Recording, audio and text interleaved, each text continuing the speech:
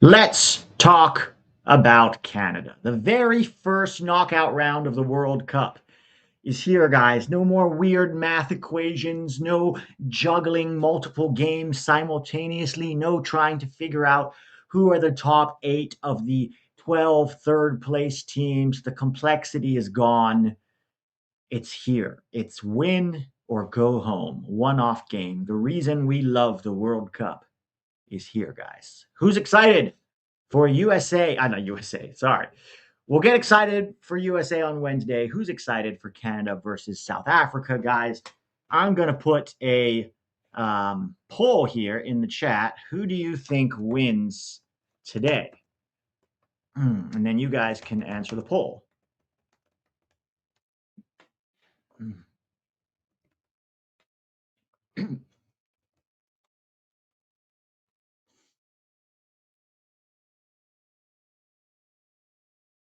All right, so if you want to vote Canada to win, put 1 in the chat. If you think South Africa is going to win, put 2 in the chat. That's how this poll gets answered on screen. What's up, guys? How are you doing? How are we feeling? It's a Sunday. Everybody's watching Canada. This is an unprecedented World Cup from Canada, whatever happens. They collected their first ever World Cup points, got out of a World Cup group for the first time ever, and will now face South Africa, who surprisingly got out of the group after a really poor first game. So it seems like it's almost split. I'm going to tell you okay, there's 2 sides of it. Prediction side. I think Canada's going to win. Moise Bombito is back in the starting lineup, so I think that helps them a lot. Alphonso Davies is not starting, but should come off the bench at some point. And I just think they have too much quality compared to South Africa. But South Africa could surprise us. They have before, right? It's interesting for me because as far as who I want to win, guys, I'm torn. On the one hand, Canada winning is good for CONCACAF. But also, Jesse Marsch is so easy to hate. It would be kind of fun to watch him crash out to South Africa. I heard you're staying on until 2030, Pete. TBD. We're going to wait till after the World Cup, and then I'm going to, make a decision later in time. Want underdog to win. Fair enough. It's actually closer than I thought in the poll. I thought more people thought Canada would win. So Canada is currently at 62%. South Africa is currently at 38%. I have to say, watching teams like Canada and Japan make me realize how lucky we are to have everyone healthy with the exception of Cardoso. Big difference maker. Yeah, for sure. Cardoso, but then also we refuse to bring Tanner Tessman. So that's another question. They look so nervous. I don't blame them. Yeah, the pressure is on Canada, right? South Africa are the underdogs here. If they lose here, they go home having had a very successful World Cup. They also got out of their group, for the first time. Now for Canada,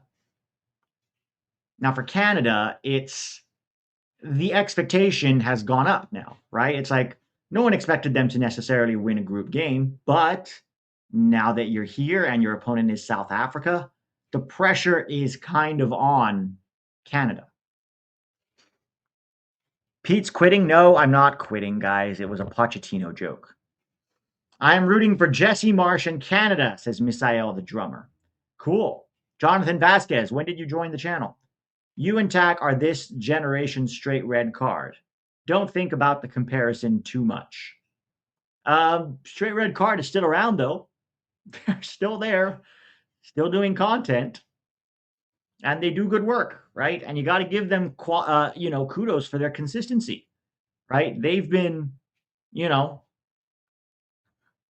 doing this as long as we have. In fact, they came back when Tack and I came to YouTube because they'd been doing it before and then they quit for a while. So you gotta give credit to their longevity. Let's fucking go. I can't wait to join the stream in a bit. Sorry, Mactical Burhalter, not this time. But keep trying. Keep trying. You're getting closer. You're forever going to be getting closer without ever actually getting the link. Pete and Tack are this generation's Albert and Einstein for soccer. Wow. Thank you. I just want everyone to have a good time. I can't help it. Ha ha ha. I'm a softie. Black dresses. Are you a girl? Are you a girl, black dresses? That sounds like something my girlfriend would say. She'd be like, look, they're all so happy. I want both teams to do well. I want them to enjoy themselves. You've heard Lewandowski is going to Chicago Fire. I have seen that. I have seen that. And I always thought that would be the best fit for Chicago because there's so many Polish immigrants or descendants of Polish immigrants in Chicago. And I think they would fill up that new stadium. Everyone should win the world. Am I right? All right. 65 to 35. People are saying Canada is going to win. Who you got today, Pete? I think Canada's going to win this game. I think they have too much quality for South Africa. But you know what? It's the World Cup knockouts, right? It's anything can happen. Anything can happen except France. With France, you know only one thing is going to happen. They're going to win. If there was ever a matchup that is perfect for a coach like Jesse Marsch, it's this one. Here's my question. Oh, wait, let's do the starting lineup before we keep talking about stuff. Come on, Peter. South Africa versus Canada. Let's pull this up here.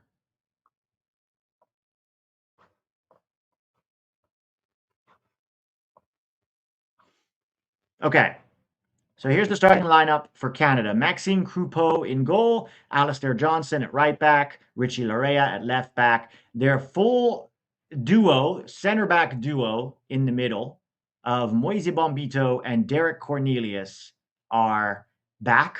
So a very good center back duo. Derek Cornelius, who plays for Rangers on loan from France, and Moise Bombito for Nice. Eustachio, the captain in midfield, LAFC midfielders, next to Nathan Saliba from Anderlecht, Tejon Buchanan on the right. Where is he now? Villarreal, that's right. And then, of course, Liam Millar from Hull on the left. I'm a little surprised that Cyle Larin isn't starting today. Oluwaseyi is starting over Cyle Larin next to Jonathan David. Cyle Larin's been very good for them. I just don't really understand why he benched Cyle Larin, but I guess we'll see. Davies is on the bench. For South Africa, their captain, Ronwen Williams, plays for Mamelodi Sundowns. Most of this team plays for Mamelodi Sundowns in the South African League, right? Modiba, Audrey Mafosa Modiba is the left back, also from Mamelodi Sundowns. Their right back is Kuliso Mudau, also from Mamelodi Sundowns. Mbokazi from the Chicago Fire. Mbekezeli Mbokazi. What a name. Center back for the Chicago Fire. Ime Ocon, 22-year-old center back for Hanover. Sithole is back. Sefefelo Sithole. I'm sure it's probably like Sithole, but it looks like Sithole. And then, of course, Teboho Mokoena, also from Mamelodi Sundowns. Sithole plays for Tondela. Oswin Apolis for the Orlando Pirates, also in the South African League. Relebohile Mofokeng from the Orlando Pirates is their attacking midfielder. And on the right, they have Thapelo Maseko from AEL Limassol. And then up top, Evidence Magopa. His first name is Evidence. That's a great name. If I ever have a kid, I'm calling it Evidence.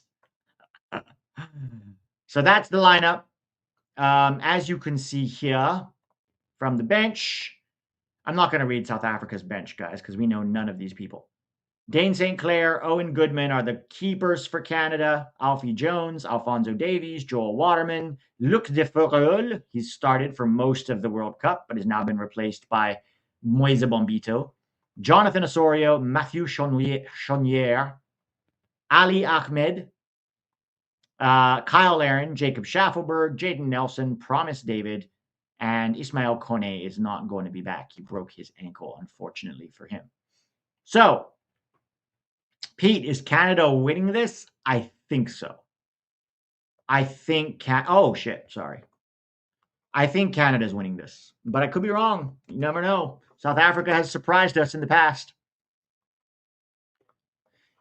All right, guys, make sure you hit that like button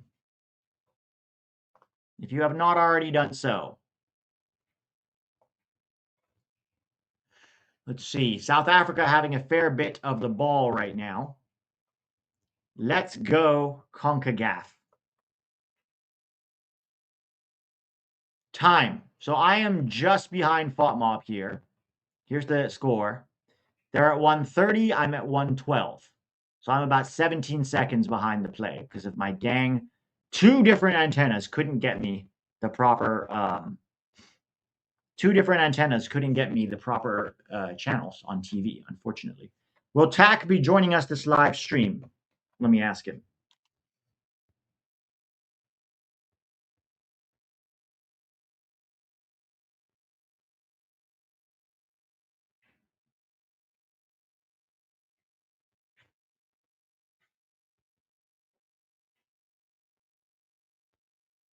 Canada in black and South Africa in yellow. Canada doing something down the left right now. What's up, Pete? J Car for life. How you guys doing?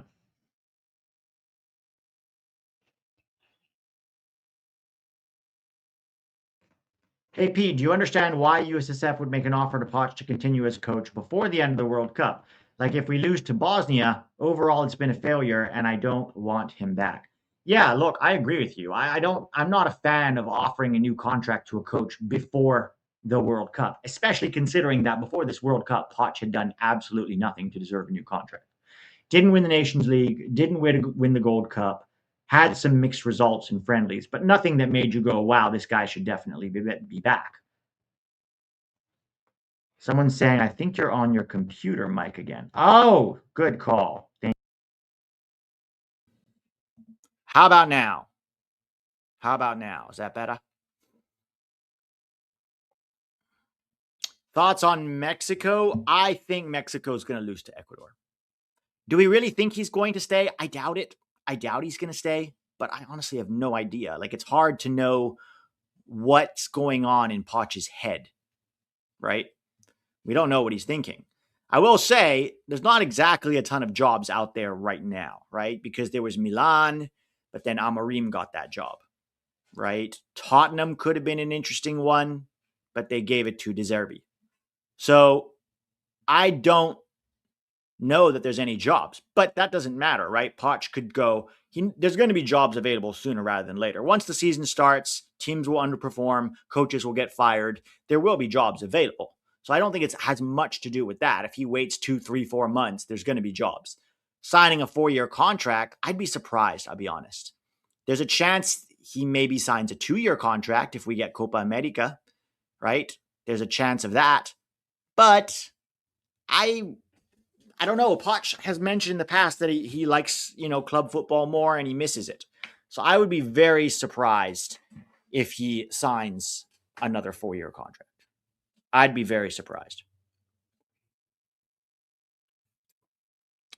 South Africa looking decent so far. Can you imagine if South Africa stuns Canada? That would be a failure for Canada, honestly. To lose to this South Africa team would be very poor for Jesse Marsch. And of course, Jesse would blame America somehow. He'd be like, US soccer didn't allow me to do my best work with Canada because they confiscated my drones at the border. I don't think we should be hiring Thomas Tuchel, guys. He's not done very well with England thus far.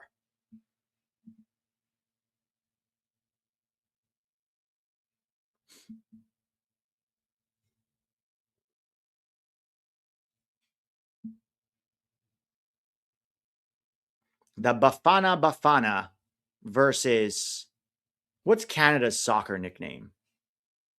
Do they have one? I don't think they have one, do they? Klopp would be the ideal. Klopp would be the ideal for sure. Oh, here comes South Africa. And can't get it out from under his feet. Pulls it back, shot. weak, straight at Croupeau. Syrup Sissies. Canucks, that's what it is. I thought Canucks was just for their hockey name, or is that all of their sports teams are just the Canucks? Is that all of their sports teams are the Canucks? The whining marshes. I mean, also, it's kind of embarrassing to have your country coached by an American who's like supposed to be your rivals. I don't think Canada's as much of a rival as Mexico is, although there's a rivalry definitely building there. But it would be like the U.S. being coached by a Mexican. I just don't think you can do that. Or the Scots being coached by an Englishman. Or the English being coached by a Scotsman.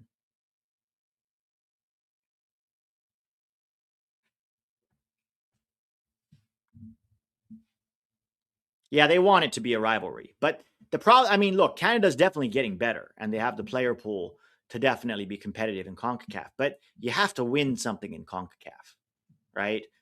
Despite this generation coming through, they haven't won a Nations League. They haven't won a Gold Cup. It's still always been the US or Mexico. So Canada needs to win something for this generation. Like, look, they did really well at Copa America. So that's amazing. And so far in this World Cup, they've done reasonably well compared to, the past, compared to their history.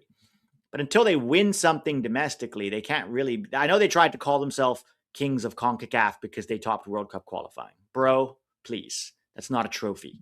Win a Gold Cup, win a Nations League, win a trophy, and then maybe you can talk. We should absolutely not hire Gareth Southgate. I will nix that idea. No, thank you very much. He's just an English Berhalter with hair and a beard.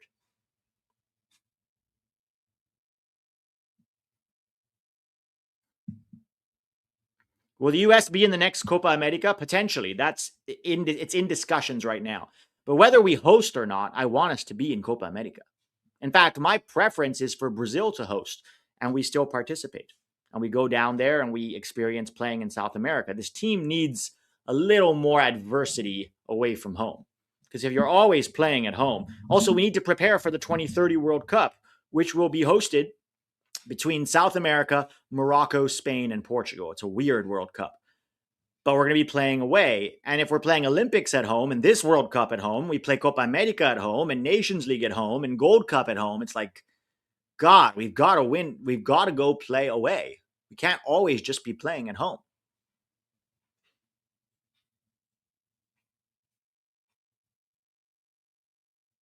Oh, here comes Canada. Cross, blocked, corner.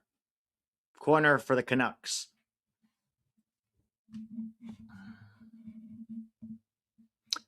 I'm nervous for the Bosnia game, says Steven Spada. I think there's been too much trash talk and people have been brushing them off like they're an easy win.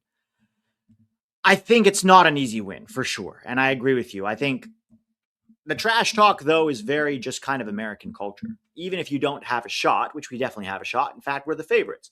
You talk trash. That's kind of American sports culture, right? For me, I will talk trash if it's opponent better than us. Like if we're not the favorites, I'll talk trash. That's a way of like, bodying up to the opponent and being like, hey, we're not scared of you. I don't usually talk trash if it's an opponent weaker than us, right? If they're weaker than us, I think you respect them and then you beat them. And if they have an attitude like the Aussies did, you can talk trash afterwards. But for me, I think I will respect the opponent. If it's a weaker opponent, I always show them respect before the game. If it's not, like if we face Belgium, I'm going to talk so much trash before that game because it's Belgium. It's Belgium. They're better than us, right? They would be the favorites in that game.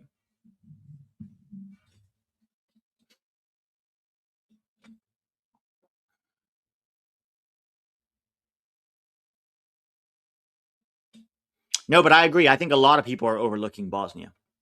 I think, and I understand why. We have better players. We played better in the group stage. But people are forgetting that the World Cup is weird. And it's the cocky and the arrogant and the overconfident and the dismissive that usually pay for it in the end. That's how soccer works. I don't know how that works in American sports because I don't really follow them too much. But I know in soccer, generally, you just it's never a good idea to give your opponent too much bulletin board material.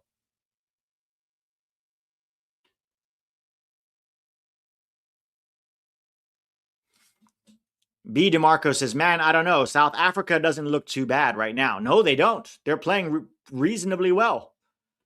I think that first game against Mexico, they were so bad that we maybe dismissed them too early, but then they came back, right? They got a draw and then a win. And if they win here today, that's an incredible South African story.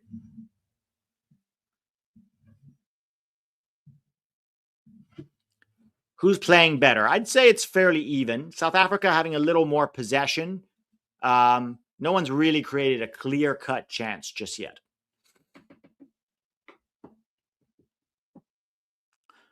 Someone saying Howard making a lot of dumb comments this World Cup. Yeah, but he's trying to get traction for their podcast, right? The Landon and Howard podcast has been doing really poorly. They buy views, but you know how you can tell that somebody buys views? You go and look at the comments and the likes. If you have 80,000 views on your YouTube video and 41 comments, that's not a ratio, right?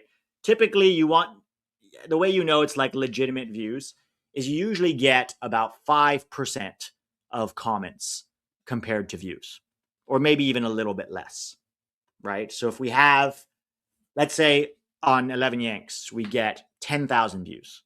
Usually you'll get 300 to 400 comments.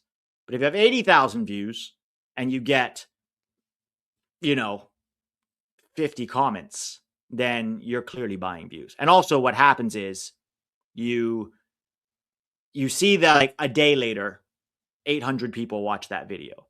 All of a sudden, 2 days later, 80,000 people watch that video. That's not how YouTube works. They don't just push out a video that got 800 views in a day. That should be a dead video. So that's why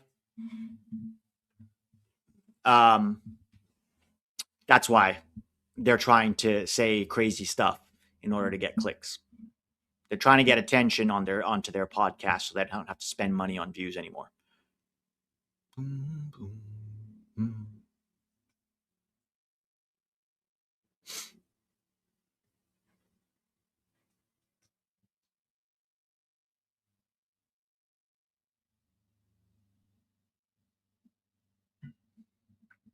South Africa looking pretty good right now, guys. They're looking pretty good. Canada are the ones that look like they're on the back foot. Oh, Eustachio to David. Oh, is he through? Is Eustachio through? He's got a chance here. Cross it. Ah, good defending from South Africa. That's a Canada corner. Mbokali with the good quality defending.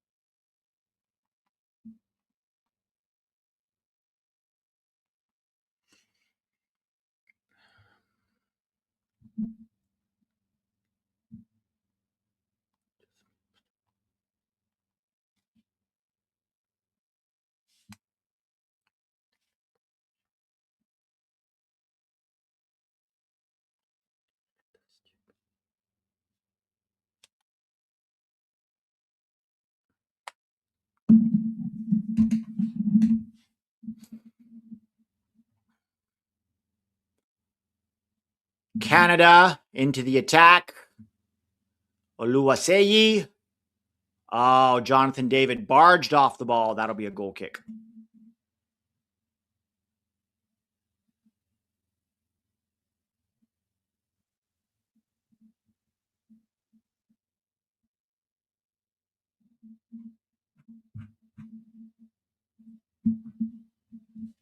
Who we hate watching? Some of us are hate watching Canada.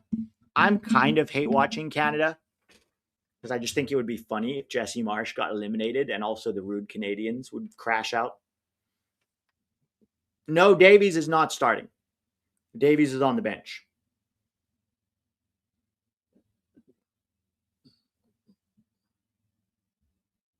Eustachio with the corner.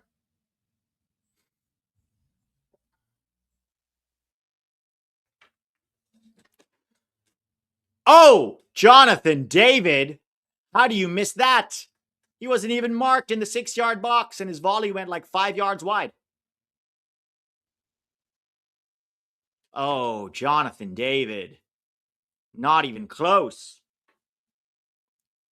Not even close.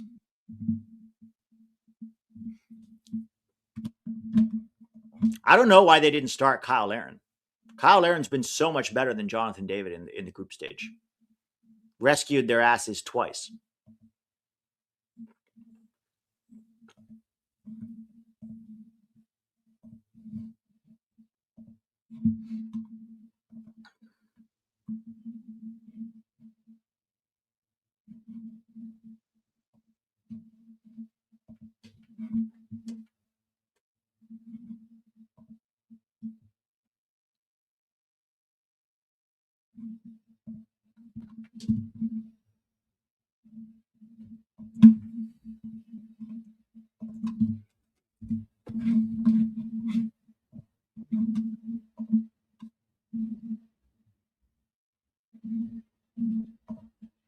Raul Ramirez, Esquire, says, I am conflicted. I want Canada to lose, but if they lose and that makes the Mexico win over South Africa look better. Yeah, I understand being a little conflicted, but I don't think it's that deep. I mean, I feel like, oh, because you're a part Mexico fan, Raul? Is that what you're saying? But I think Mexico has bigger problems than that right now. They've got to face Ecuador, and that's not going to be an easy game by any means. That's going to be really tough.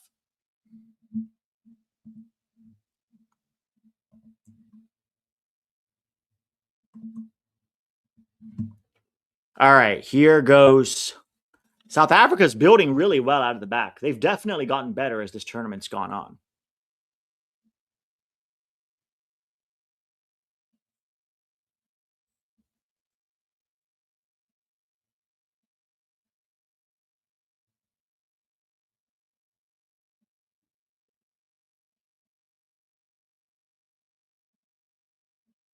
Still a lot of possession for South Africa. Haven't really created any meaningful chances yet. Mexico, Ecuador will go to pens for sure. That would be funny. That would be funny. Probably. They're both good defending teams. Neither has a ton of firepower. So I could see that going to pens. If Mexico or Ecuador goes to pens, who wins? It's a crapshoot, right? I think then it really goes down to mentality and sometimes luck, right? The goalie guesses the right way. So it's really hard to predict a penalty shootout.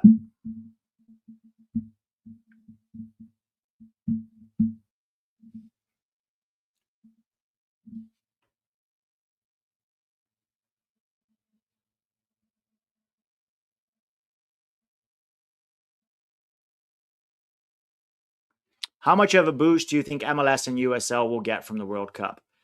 It's hard to say. It's hard to say because I don't think Americans tend to like big tournaments, right? They love a World Cup. It's fun. It's exciting. There's opportunities for patriotism, and it's got stakes and all of these things, and also quality. But the question is that then going to translate? If you like, let's say you're not a soccer fan and you get into soccer because of the World Cup, are you more likely to turn on a Premier League game, or are you more likely to go to an MLS game, or both? I think there will be some boost, and I think it will be temporary. But MLS's problem, as always, is a lack of quality and a lack of stakes. So when you go from a World Cup game to watching St. Louis play, RSL, you might look at that and go, oh, This doesn't seem like it has any stakes, and the quality is terrible.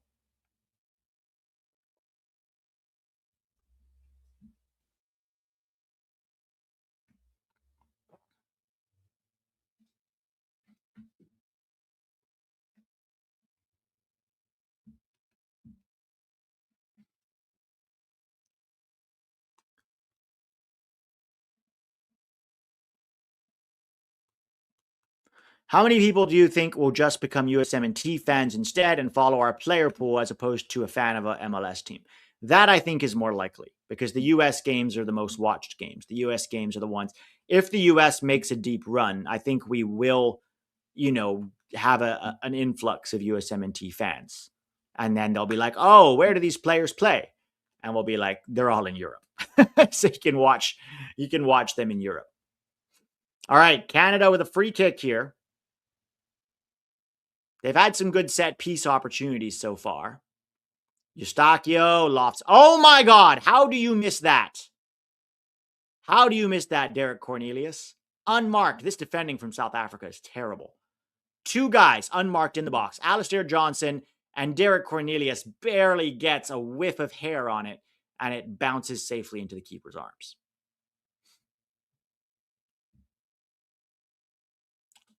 Oh, here comes South Africa.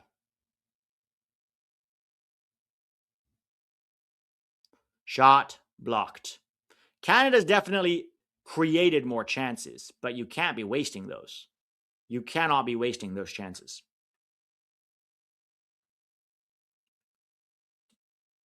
Boom, boom.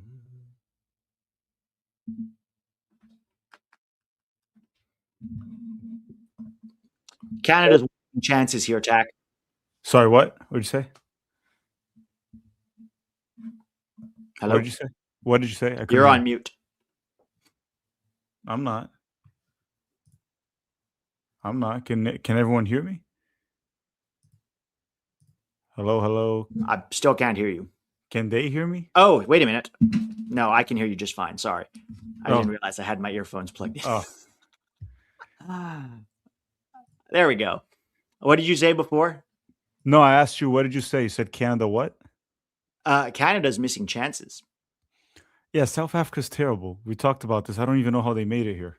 They've looked better today, though. They've looked better than they did against Mexico. That was the last time I watched South Africa. They've looked less worse, right? Like Canada's clearly the better team, and Canada on its own is already not a great team.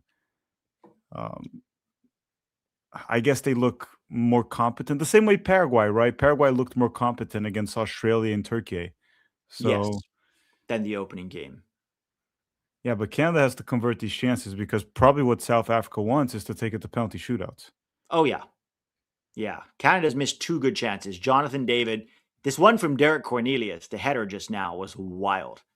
It's like unmarked in the 6-yard box, and he barely got his head onto it, and it just bounced into the keeper's arms. Alphonso Davies is still not starting. Is Marsch still lying about his status? Is that what it is? I have no idea. Maybe he feels like it's too much of a risk, but Bombito is back. Honestly, having Moise Bombito back alongside Derek Cornelius is huge for Canada. Don Garbage will be in for a rude awakening. Yeah, they were asking me earlier if I think that this World Cup is going to do a lot for MLS and USL. And I said there might be marginal interest, but I think if there's any interest because of this World Cup, it will mostly be from people who watch the USMNT. If the US makes a deep run, you might get some new USMNT fans. When they find out none of these guys play in MLS, they're going to be like, oh, where do I watch them play? And then they're just going to go watch European teams. Yeah, I mean, let's put it this way. It's not going to have a negative impact on them. Like there might be a few new soccer fans, casuals, or guys that get into soccer and they just want to watch local soccer. They want to go to games. There'll be some uptick. It's just not going to be anything it'll be drastic. Marginal. Yeah, drastic. Unless the United States goes very, very deep, then you can maybe get such a big amount of new fans in general that it'll just have a positive impact on MLS and USL in general. But let's say we make it to a quarterfinals and we lose to like Spain or Portugal. It'll help them. They'll get some fans, but it'll be nothing that'll matter. Yeah. That's what I'll say. Yeah. No, I think if we get third place, let's say, that's probably the ceiling for this team. That's the absolute ceiling, maybe. We're not going to win a semifinal against France. We're just not. Because we'll also be so expended. That means we would have to have had beat Spain in the quarterfinal. 2 upsets in a row, like of that capacity. Actually, 3. Belgium, Spain, and France is just not going to happen. Well, if you pull those off and you make it to the final, all of a sudden you're going for the trophy. It's one game. Yeah. Yeah. No, but yeah, I don't think there will be like a massive uptick on MLS or USL, but there will be some increase for sure. This World Cup is having a positive impact on soccer in this country for sure. Yes, but the question is, will it last, right? Because Americans definitely love big tournaments, right? Most Americans watch the Super Bowl. Tons of Americans watch the Super Bowl, but don't care about the NFL's regular season. So I'm worried that a lot of Americans are watching the World Cup because it's a big thing, and then they'll go back to like whatever they were doing before once it's over. That's Yeah, my concern. the retention rate will be small unless there's like a crazy deep run, but there's some level of retention, right? Some new fans will stay. Some. Maybe. Yeah. I think it'd Maybe be very small. maybe a 1%. few gambling degenerates too. Ah, They start betting during like the World Cup and they just can't stop after.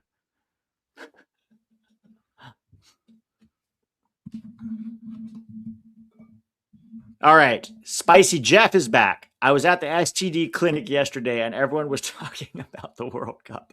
Well, good for you for getting checked, Jeff. That's probably a good idea. Although I don't know if you need to be checked because you're not going to get one being alone in your van. I'll tell you that. We don't know if he's alone. I hope to God he's alone in his van. Whoever else is in that van, I feel bad. All I know is whoever wins this game is about to get destroyed the next one. Who's the next matchup? It's the Dutch or Morocco. Oh, God. I think that's where it's over, yeah.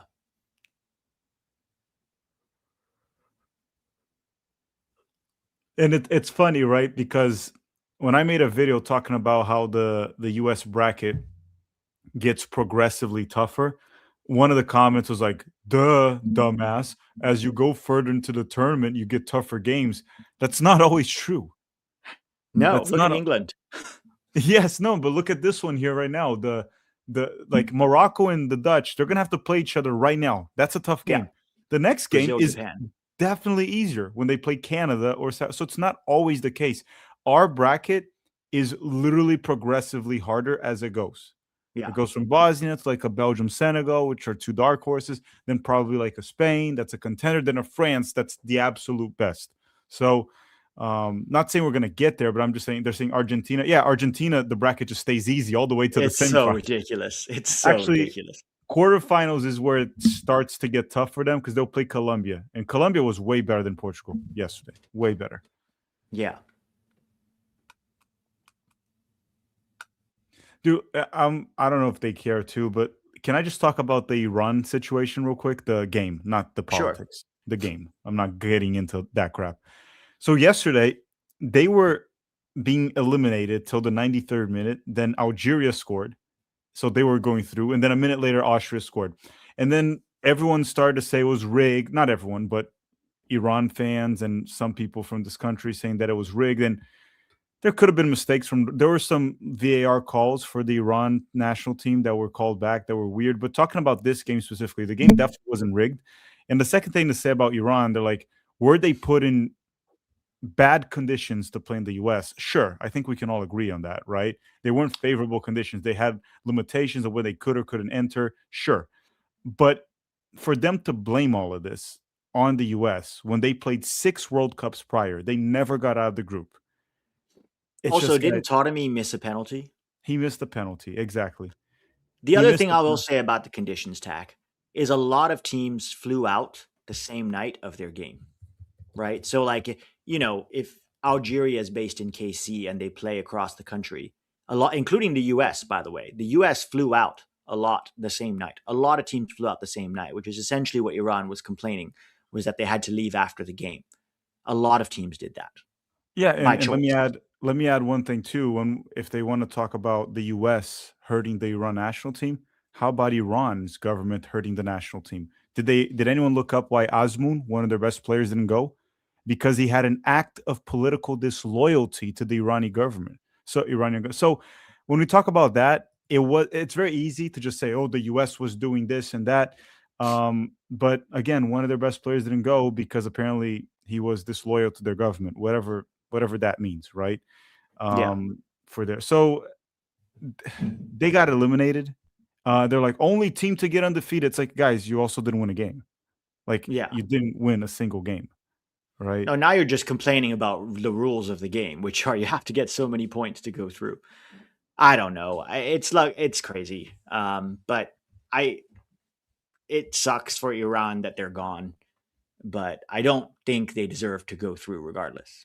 I also So don't care that much. That's not really like people like to hear this or not. They're not very relevant in global soccer. Like if they go through, good for them.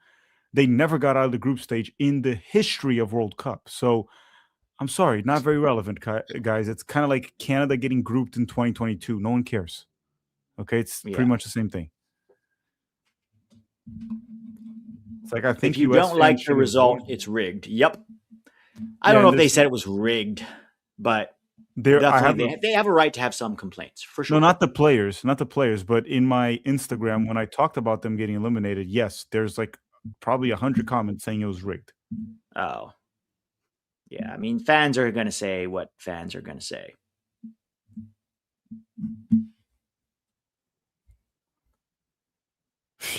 One guy put Uruguay is the biggest surprise. Is that fair? Uruguay and South Africa are the biggest surprise who didn't go through. South Africa went through. You mean South Korea? I'm sorry, South Korea. And I guess Turkey.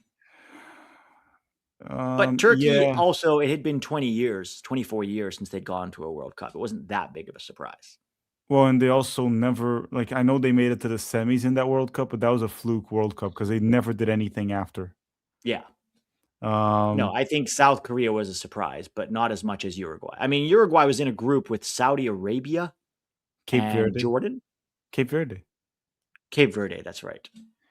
But Uruguay Look, did get grouped in the last World Cup, so yeah, are twice now. yeah, are we that surprised? And Bielsa was like fighting everyone in that team.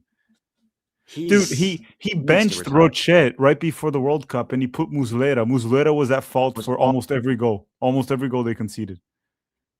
Julian Vivas says, I predict Canada to lose today. They could. Mm, They they could. could, but I don't know, man. I just don't. Do you think South Africa will score a goal? They don't seem to have it, dude.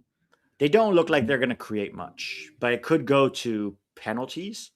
Or, look, you don't look like scoring a goal, but Canada makes a mistake, you pounce on it and you win. Or you get a set piece, a corner, something.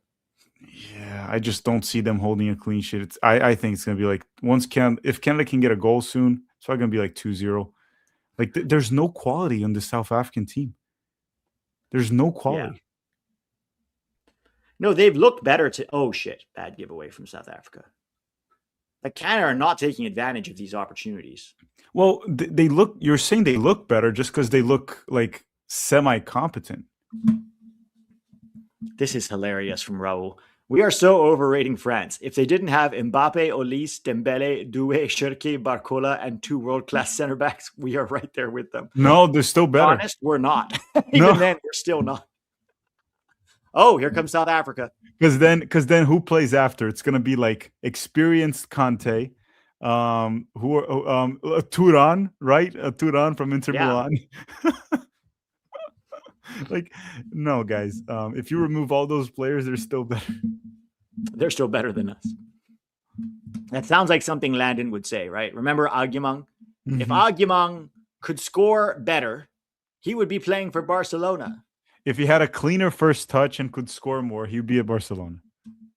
Which is hilarious. Or my favorite one, if Arfsin was breaking into the French national team, he would go for 20 million. Yeah. Yes, correct. He's not breaking into the French national team. It's like the dum-dums. Oh, some people were talking about how Tim Howard was saying a lot of nonsense this World Cup. And I told them they're not getting any views on their podcast, right? Nobody's watching. And so they're trying to create rage bait to get clicks on their podcast, and we talked about them buying views and stuff. They need to be a little bit better with their rage bait, dude. They need to learn from me. I know how to rage bait and still not sound like a complete idiot. Steven Spada says Uruguayan FA canceled the team's charter flight home and forced them to fly commercial. Good. They deserve it. It's a disaster. You know what I think Uruguay needs to do? Stop pretending like they've won 4 World Cups. It's kind of shameless, right? Like, you won 2 World Cups 100 years ago. Putting 4 stars above your crest because you won 2 Olympics is kind of wild to me. I personally even think that the World Cups before World War II, they should barely count. Like, sure, count it because you won it, but it's just kind of like the game changed so much in the 50s beyond. Also, there was 12 teams at that World Cup, right? The U.S. was third in one of them. Yes, the U.S. was third. You don't hear us talking about how we've made third place in a World Cup, you know? In fact, I really ignore almost anything the U.S. has done before the modern era from 1990 onwards. Because from 1950 to 1990, the U.S. didn't qualify for World Cups. So when I look at the U.S. and compare the past and the present, I tend to look at it from a 1990 onwards point of view. Because like 1950, nobody's alive that saw that World Cup. Like it's so far back. Was 1950 the first one after World War II? Yeah, right. Yeah, it's the one where we beat England. Who won? Italy, I think. I don't remember. I wasn't there. You weren't. None of us were there. Let's see. Pele showed up in 58, right? That was his first World Cup. That was his first. So it was 3 World Cups after, and he was 17. Yeah. So 1950 was Uruguay beat Brazil in the final. Actually, I forgot about that. The Maracanazo one. That was our last World Cup, right? 1930 and 1950. 1950, and then West Germany won 1954, and that's when Brazil went on a run. 58, 62. Then England won 66, and Brazil won 1970. And then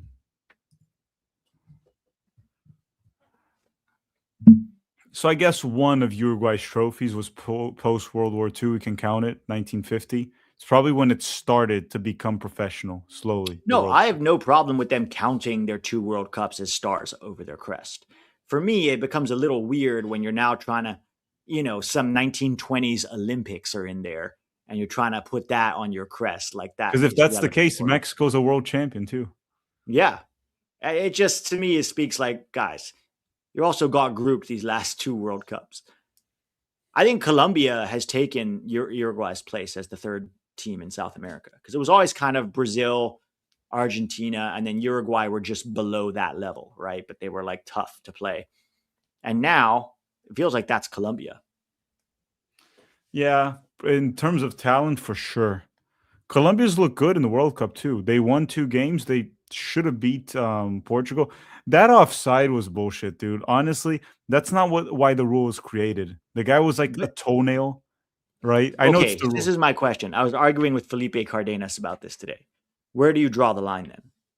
I think it's like when your entire body's in front of the player. That should be the offside rule. Your entire body's ahead of him.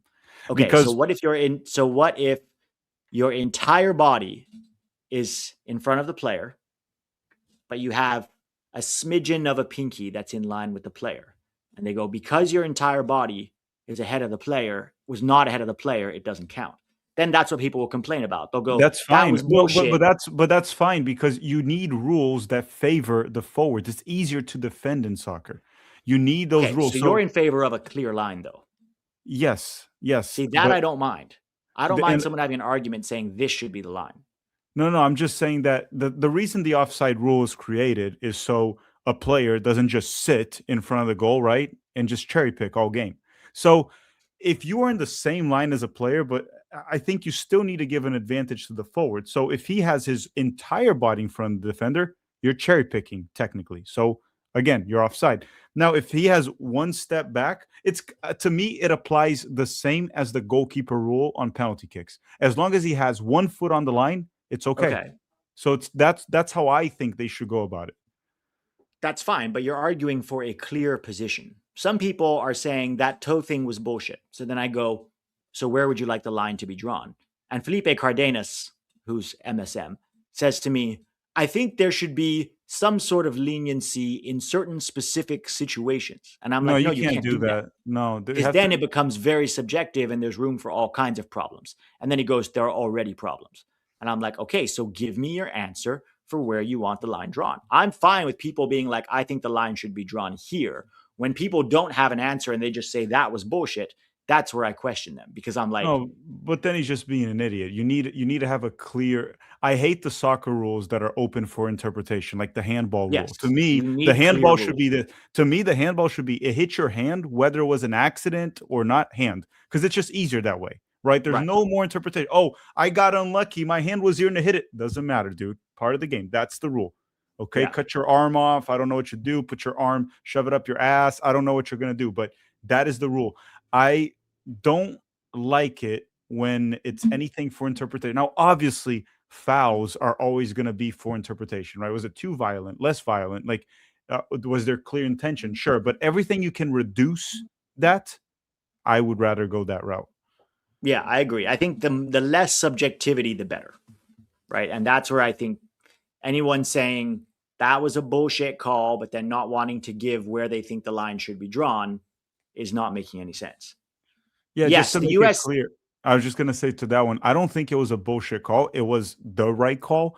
I my based whole on the rules, point, it was. yeah, Yeah. my whole point is like I just don't think that was the intention when they created the offside rule. And if you go back before the VAR era, that play probably would not have gotten called offside because the assistant ref wouldn't have seen it. But Yeah. yes, it was the correct call, obviously, based on the rules as the game is right now. So the Mr. Tech boy says yes, the US had to leave the same night, but they rushed Irani players straight to the airport and had to be wrapped up on the flight, plus international travel. I mean, international travel to Mexico, they played in LA. International travel to Mexico is probably shorter than some of the teams that flew Pete, across the they're country. closer to LA than I am. Yeah. Well, also, when the US went from Seattle back to LA, that was further than LA to Mexico City. No, no, they weren't going to Mexico City. They were going to Tijuana, dude, right at the border. Oh, Tijuana, dude, that's you could bus there. You didn't even need to fly. No, I know the whole thing of like international travel is ridiculous. Like they were closer. So, for example, I would travel from Florida to LA. I'm further than what they were. That's a 6 hour flight, right? Or five and a Yeah, half. 5 hours or something. The whole thing of like international. Where'd you go? Like from Houston to Monterey, like an hour flight. It's like, dude. Oh, Canada. Oh my God. Save on the line.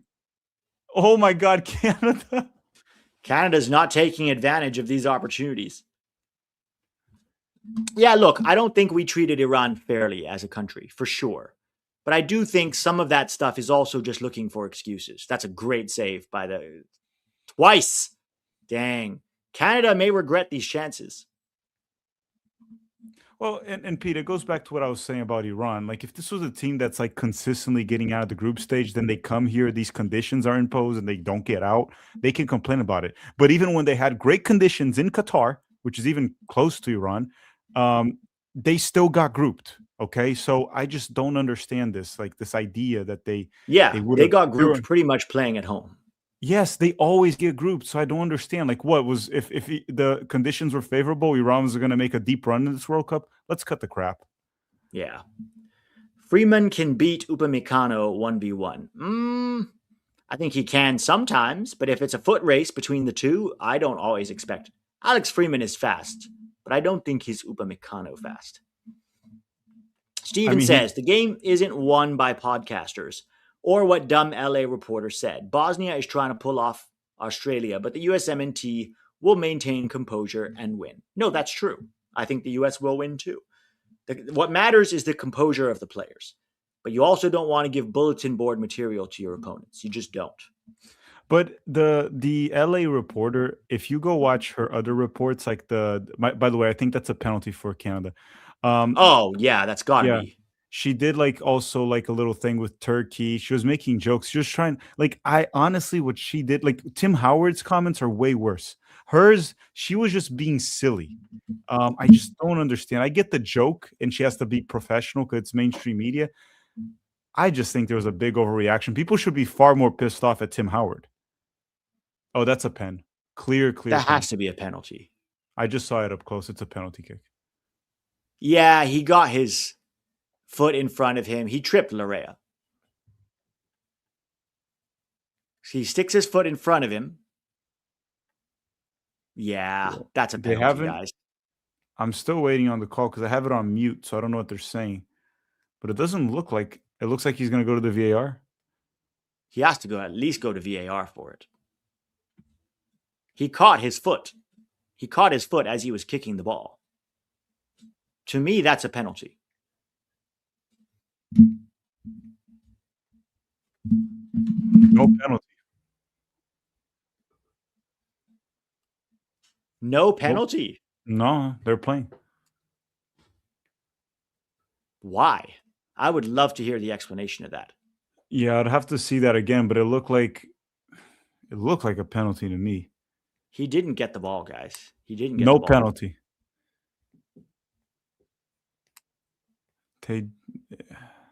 Dude, Canada wasted way too many chances. This could actually come back to bite them. I know. Yeah, we need to cut to Marsch now. I want to see him jumping around like a monkey. Well, he does it all for attention every single time. Yes.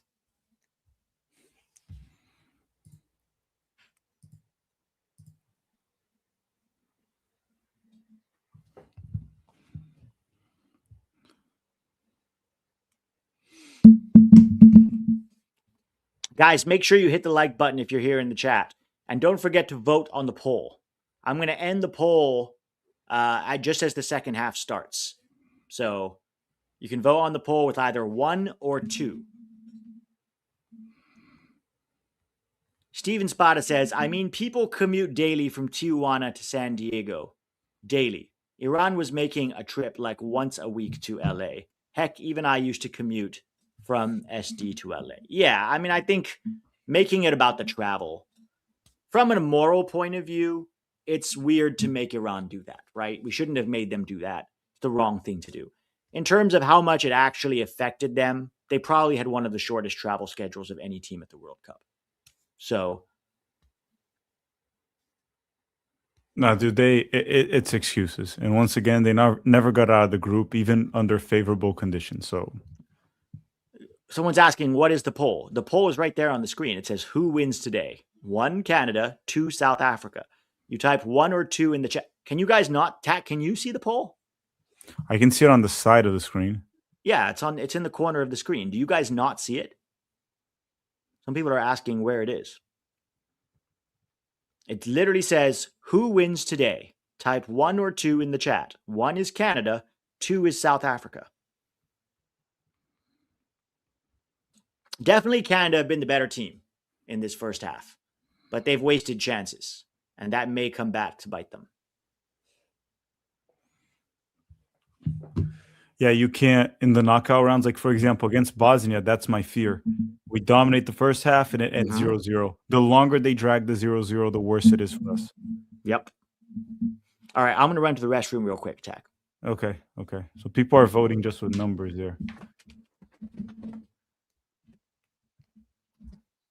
See if Ken the King saying Canadians are hot right now. The what? What Canadians are hot right now? Jesse's embarrassing. Dude. Jesse Marsch does it all for attention, guys. Like the way he celebrates the goals, like he doesn't celebrate like a normal person. He literally does it for attention. There's absolutely no way. They're saying Bombito towed Jesse off. Really?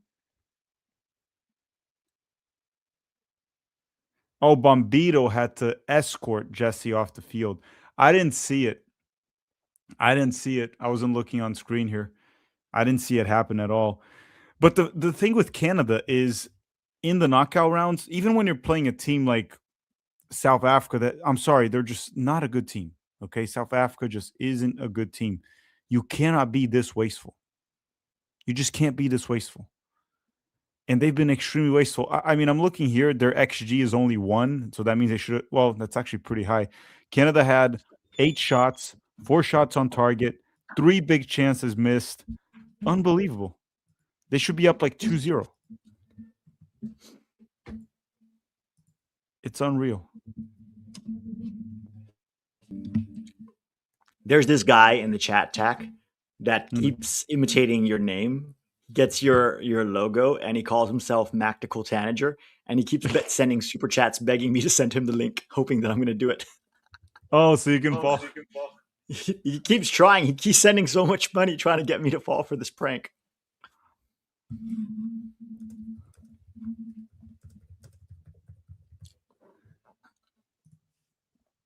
Dude, this jacket that I have from US Soccer, I should have bought like 200 of them because every new fan that shows up in my videos asking, "Where do I buy that jacket?" And they don't It's a have it great anymore. jacket. But they don't have it anymore. I should have just sculpt the shit out of it. Just get maybe on eBay. Maybe on eBay. Yeah, but then they can get it, right? I could have just bought a bunch and I'll sell it twice the price. You guys want it twice the price. Become a scalper.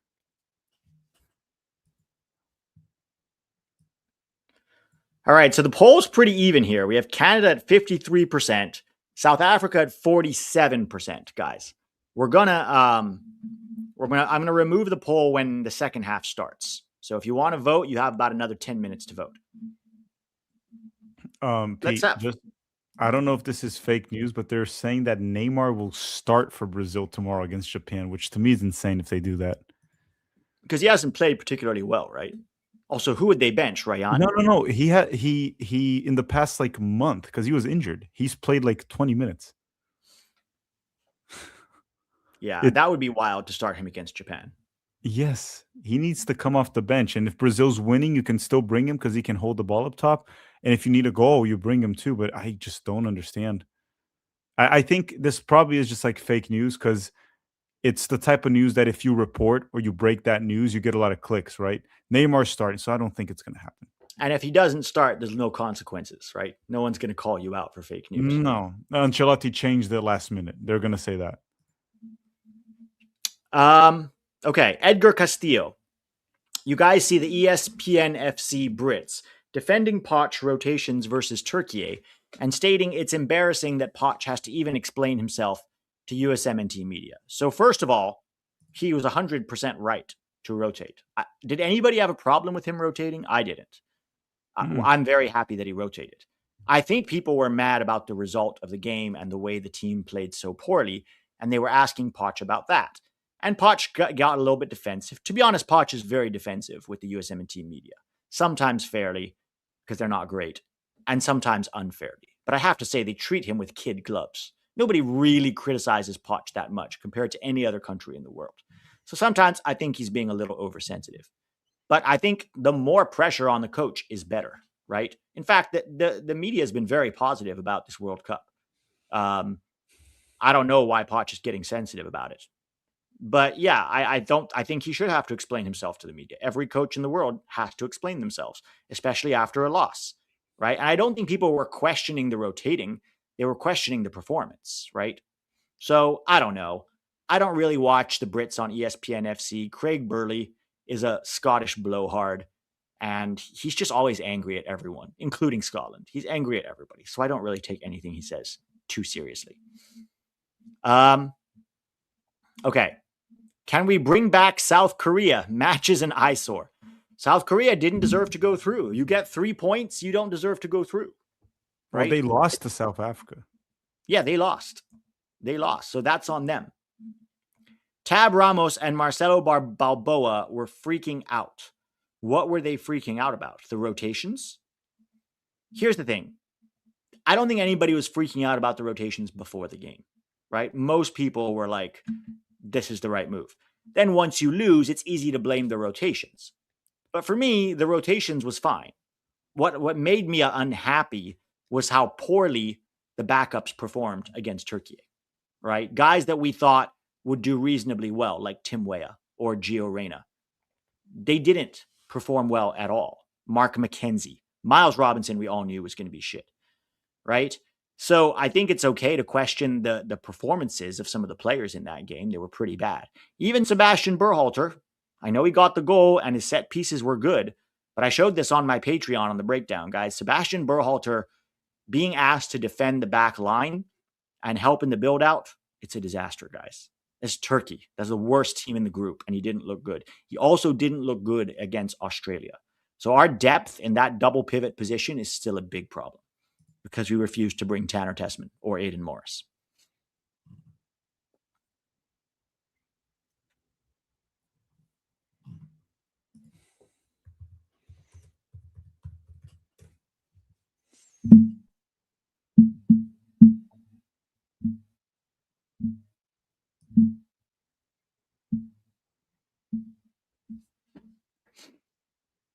Zealand says Berhalter was a boss in midfield. I think sometimes if you get a goal or an assist, people ignore the rest of your performances, right? And credit to him, he got a goal and an assist, and he deserves a lot of credit for that. But you can also separate a really nice strike of the ball and some good set pieces from the majority of his job, which he did not do well, Well, right? the same way a player can just not score and have a fantastic game. Malik Tillman didn't score in the group stage, and he was arguably our best player, one of our best players. It's just like, for example, so Berhalter, right? The set piece that he delivered. Let's say Austin Trusty doesn't score it. Was it a Sure. bad set piece all of a sudden because he didn't score? No. Second thing, the shot that he hit, McKennie dodges it, right? Let's say it hits McKennie and it doesn't go in.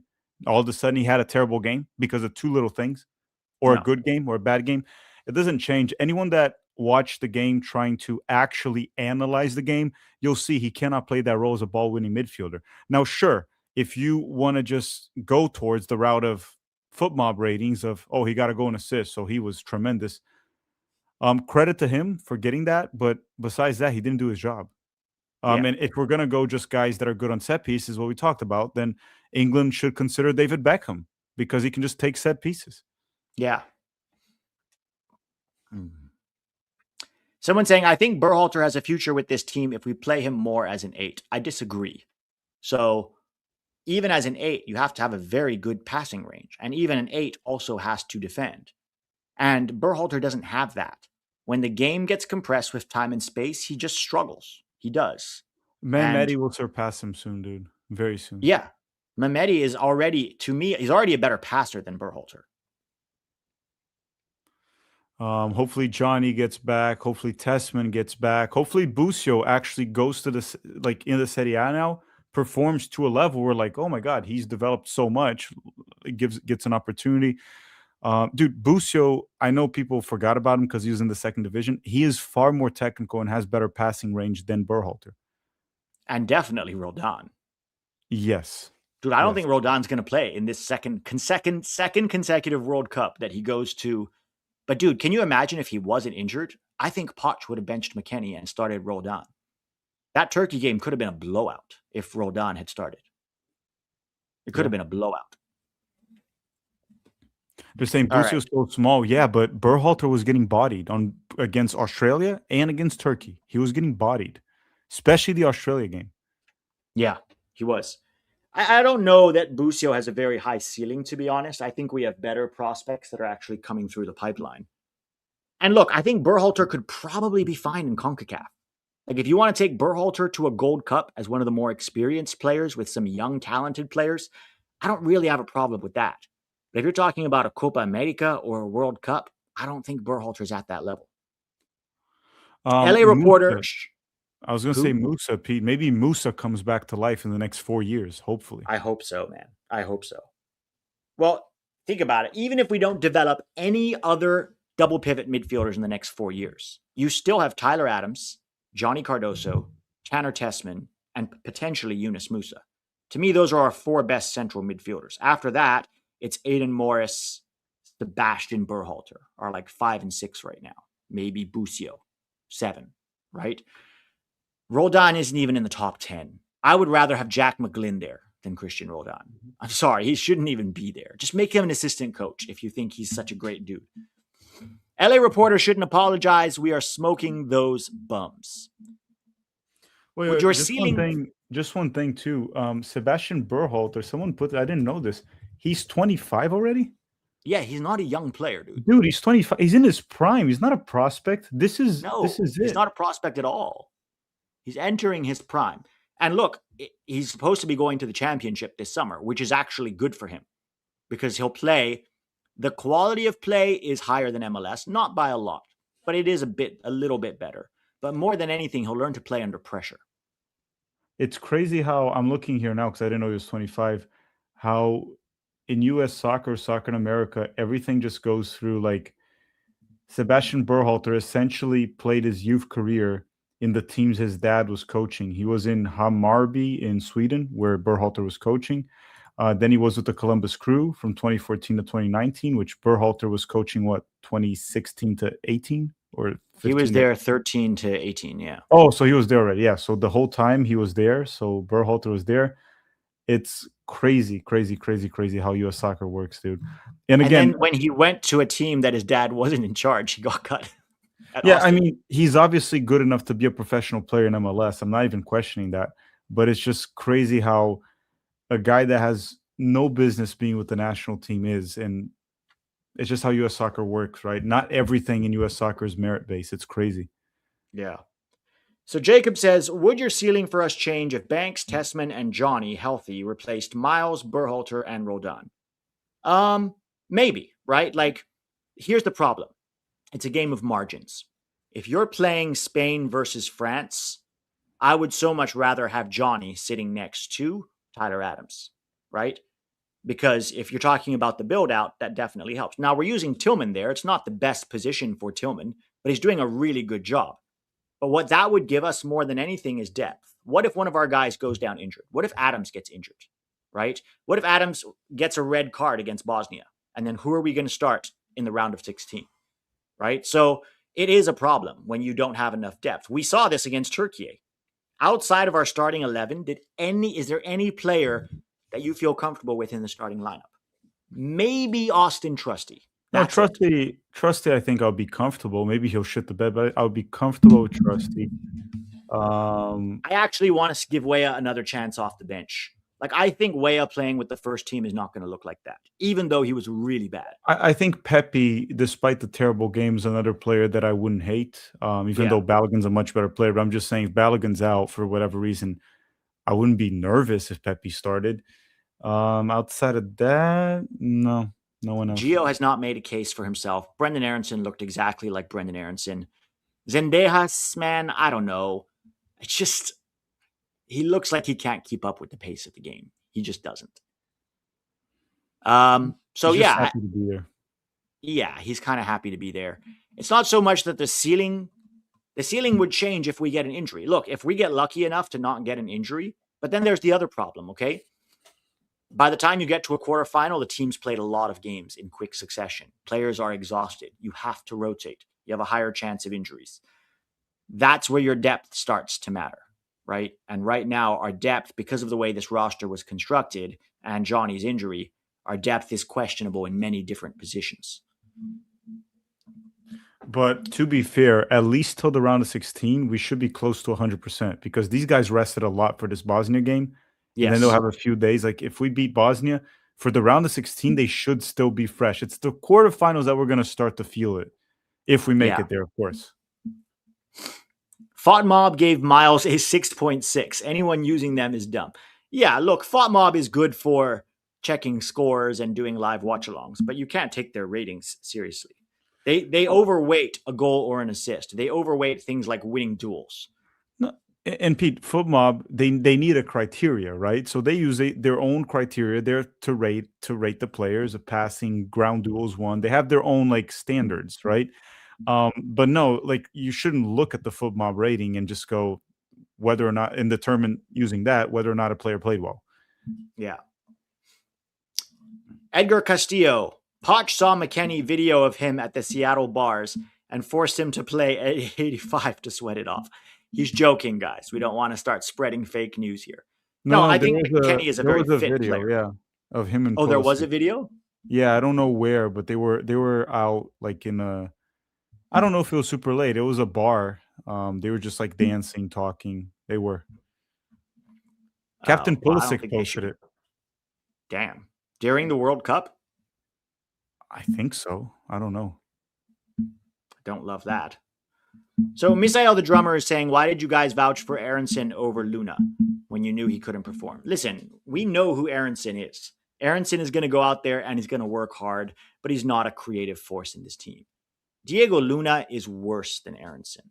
He's not. Guys, Diego Luna made not Cesar Montes. Who's that Mexican right back who's terrible, who's not even on the Mexico roster? Jorge Forgot his name. Sanchez. No, Jorge he's there. Sanchez. He's in the roster. He's in the roster. He's not playing. He's not starting for them, though. Mm-hmm. Look, Diego Luna's performances for the U.S. have been good in Camp Cupcake and against Guatemala in the Gold Cup. When he faced a Mexico or even in the friendlies that we had against better teams, Diego Luna was not good, guys. The idea that he would have done anything at this World Cup is just nonsense. People like him because of the broken nose and because of the tattoos, and he looks like a street kid. But you have to go by the actual quality on the field. And what a lot of you don't know is that there are other reasons.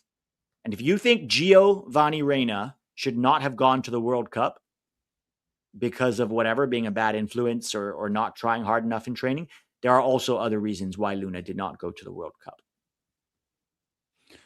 Yeah, and I think just to add to that, it's like as a player, you also, if we need to defend a lead and you want an attacking midfielder winger that can actually defend, Brendan Aronson's a better option. Also, Brendan Aronson is playing the Premier League. He's being tested week in, week out at a much higher level. So if I were to bet on one of these two players, I'll take the bet on Brendan Aronson. Now, in terms of expecting them to make a difference in a World Cup game, neither one would. But I'd rather have Brendan Aronson. And also Brendan Aronson, based on things we've heard, he's supposedly a better, I wouldn't say better person, but a better player to have for the group. Yeah. Right? Good group guy. He's also going to work very hard. And in Poch's system, he wants everyone pressing. Aronson might not have a lot of quality on the ball, but he will press. Yes. He will absolutely press. Will Bosnia embarrass? I was just going to say, Aronson's another one that with the A team, he wouldn't look as bad as he did with the A team. No. He actually looked pretty good against Germany in that friendly when he came on. I thought Aronson looked okay. Will Bosnia embarrass USA or will be close loss? Oh, it's the 11 Cambodians. All right, we're going to do a quick second half has started, guys. I'm going to put the score back on. But first, we're going to have a quick word from our sponsor. So FanDuel is a sponsor of the channel, guys, and I'm looking at the next few games. Brazil versus Japan. If you have $5 to throw away, I don't think Japan's going to win this game. But if you have $5 that you don't care because anything can happen, you could throw it there. Because I'm looking at these other odds. Germany, Paraguay. I don't think Paraguay is beating Germany, so I wouldn't put anything at plus 570. Netherlands, Morocco is interesting because Morocco is probably not going to win this game. They could, but plus 132 is not big enough odds for me to care. So I don't know. Norway, Ivory Coast. Again, the odds are too close. I don't see any odds that are that interesting. Sweden's not beating France. Ecuador, maybe. At plus 142, I would say Ecuador has a decent chance to beat Mexico. So maybe I would put it there. It should at least be 50-50, right? Ecuador and Mexico, close to each other. Yeah. Yeah. Someone says, LOL, someone dropped their phone. In the game? Here. They're saying in the game. Maybe it could have fallen like in front of the camera, right? Like because the camera's not on the top tier. Maybe somebody dropped their phone from one of the top tiers. Dang, that sucks. Did you see the Argentinians found somebody's wallet in the square and they chanted the guy's name for the entire square until they found whose it was? No. All right, so thank you to FanDuel. Let's get the game score back on here.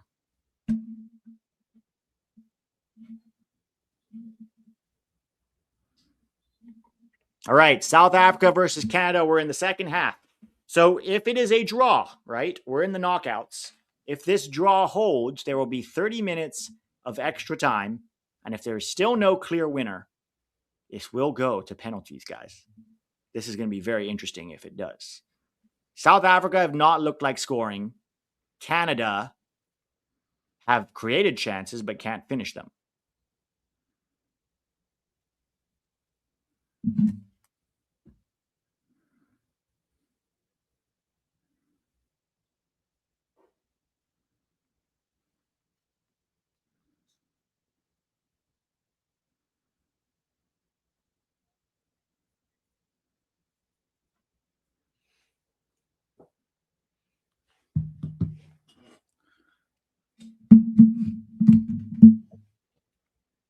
All right, I'm going to remove the poll now, guys. So far, we had 55% to Canada, 45% to South Africa, which right now feels about right. Feels about right because Canada is not finishing chances. South Africa are not creating chances, and we're in the second half. U.S. soccer propaganda is effective, says Raul Ramirez. I've been explaining to casuals who are watching for the first time why Luna is not in the roster and why he is mid. Yeah, it's like we have to do the job that U.S. soccer propagandists, the media, this is their job, right? But all they're doing is like, it's not fair. They used him to, to promote guys. They used Landon Donovan to promote the team in 2014 too. The marketing team is not the same as the technical team. What the marketing team does has nothing to do with Pacha's decisions. And frankly, they shouldn't have been using, the only reason they tried to use Diego Luna to promote it is because they were trying to promote MLS. Maybe if you were smart, you would use a roster lock like Christian Pulisic or Weston McKennie or Fuller and Balogun. Heck, even Ricardo Pepi. Dude, MLS, go for Tim Ream for MLS. Just go for Tim Ream. Tim Ream was a roster lock. But they decided to go to a guy on the bubble to try to promote MLS, and it bit them in the back.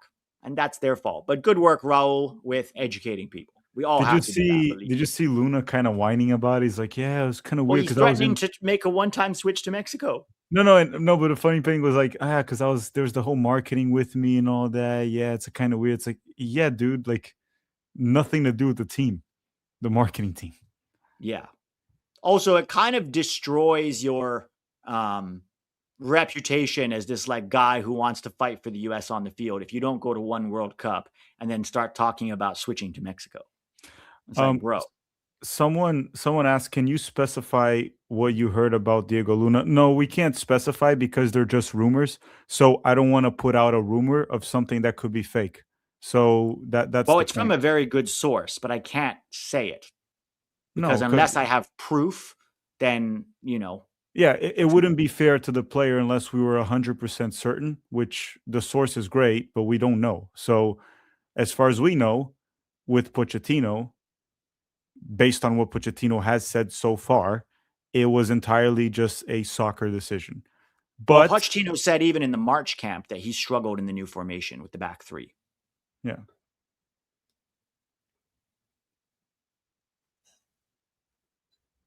I don't know, man. Yep. Canada does not look like scoring right now. Did he kiss Spicy Jeff? Guys, that would not get you cut from the roster. Who do you think will win the Golden Boot and the Golden Ball? I mean, it's hard to look past Mbappe or Messi for Golden Boot, right? Is there anyone else? I don't think England's going to go deep enough for Harry Kane to do it. Vini depends on Brazil also, right? How far they go. Yeah, Vini potentially. What's the Golden Boot race looking like right now? It's Messi with 6. I think Mbappe has 4. Vini has 4. So the top 5. Actually, Pete, it's going to be Messi. Look at the matchups that he has. It's going to be Messi. True. Messi 6, Mbappe 4, Haaland 4, Vinicius 4, Dembele 4. There's 2 French players in the top 5. Guys. Yeah, but it's going to be Messi. Dude, the next 2 games, he has Cabo Verde, which they're going to beat Cabo Verde and score a lot of goals. They're also going to play Australia or Egypt. Messi's going to score goals.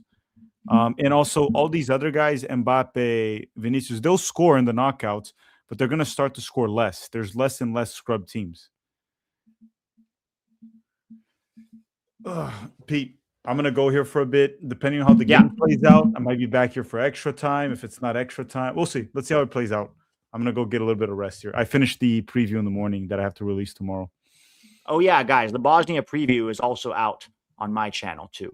And then Tax Bosnia preview will be out tomorrow morning. Tomorrow, yeah. All right. I'll see you soon. See you. All right. See you, Tack. Never call Diego Luna. Edgar doesn't like him. Who's Edgar? Who's Edgar? I don't think there's anybody on the coaching staff named Edgar. Are you talking about Edgar on X? Edgar's a great dude, but that has nothing to do with Luna getting called up or not. Oh, Edgar Moreno on Twitter. I like Edgar. He's a great guy, but I don't know what that has to do with Luna.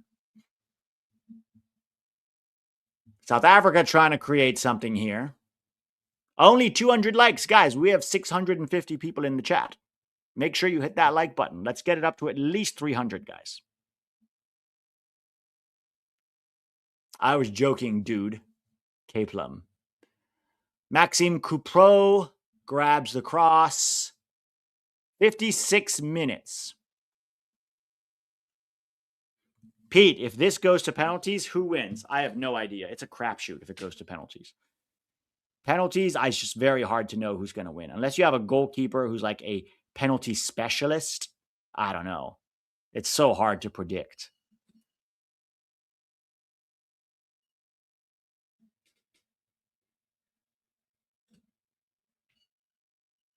So Canada is losing. They're not losing. It's 0-0. It's 0-0.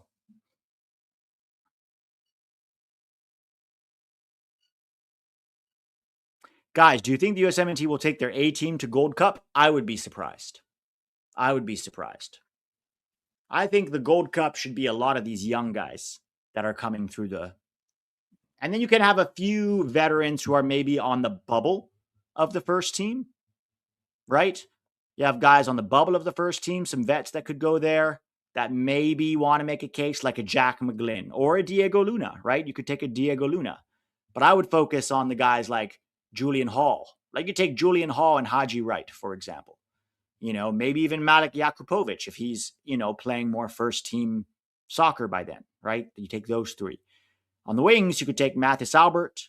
You could take Xavier Gozo, Brendan Aronson, maybe Alejandro Zendejas, right?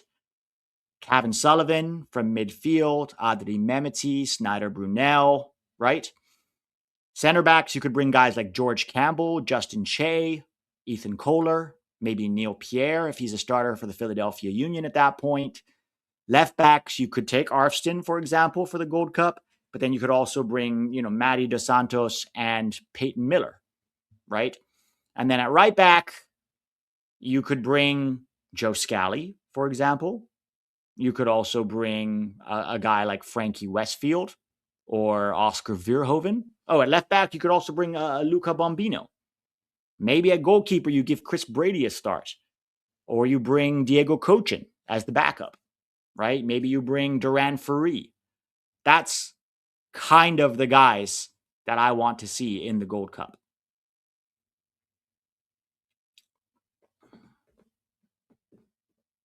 The Canadian coach looks so nervous. Jesse Marsch is a funny man. So they're not subbing on. They're subbing on De Fogarol and Segur. Who the hell is Segur?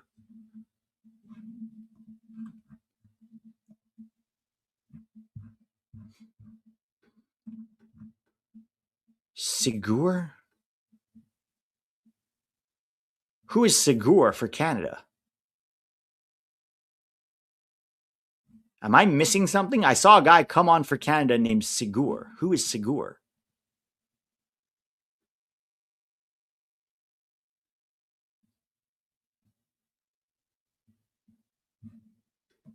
Did you guys see that? Am I blind? Am I hallucinating? I swear I saw a Canadian Canada sub on a guy named Segur. Oh, here he is, Nico Segur. Who the hell is that? Oh, he's from Hajduk Split. Oh, he plays with, what's his name? With, oh,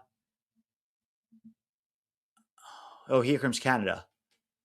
Cross, blocked. Really haven't done anything so far this second half, Canada. Yeah, Segur plays with Pukstas at Hajduk Split. That's a weird one. Because who did they sub off? Did they sub off Moise Bombito? Maybe he's not fully fit. They subbed off Bombito for Luc de Fogarol, and they subbed off Saliba. It feels like they need Alphonso Davies. I don't know, guys. Maybe Alphonso Davies is not actually fit, and Jesse Marsch is just saying that. Maybe he is still injured.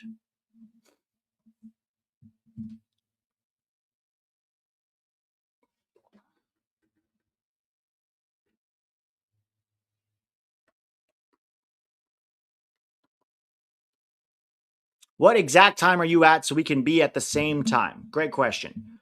So this is Thought Mob. I'm currently at 60, 21, 22, 23, 24, 25, 26, 27, 28, 29, 30.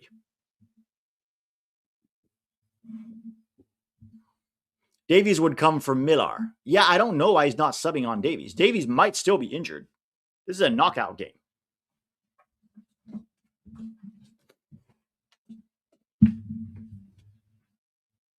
Pete, would you take the former Moroccan coach for our team after Poch? No, I wouldn't do that, guys. You want someone with a proven record at a high level. One team is not enough. If he now goes, he's also coaching his home team. He's coaching in Moroccan. He understands their culture, and it's a completely different culture. It's not like an Argentine like Poch who has coached in England, in France, in Spain, right? It's a completely different thing. He needs to, I hope he gets a good job somewhere, but it's going to be tough off the back of one World Cup for him to get a job somewhere outside Morocco.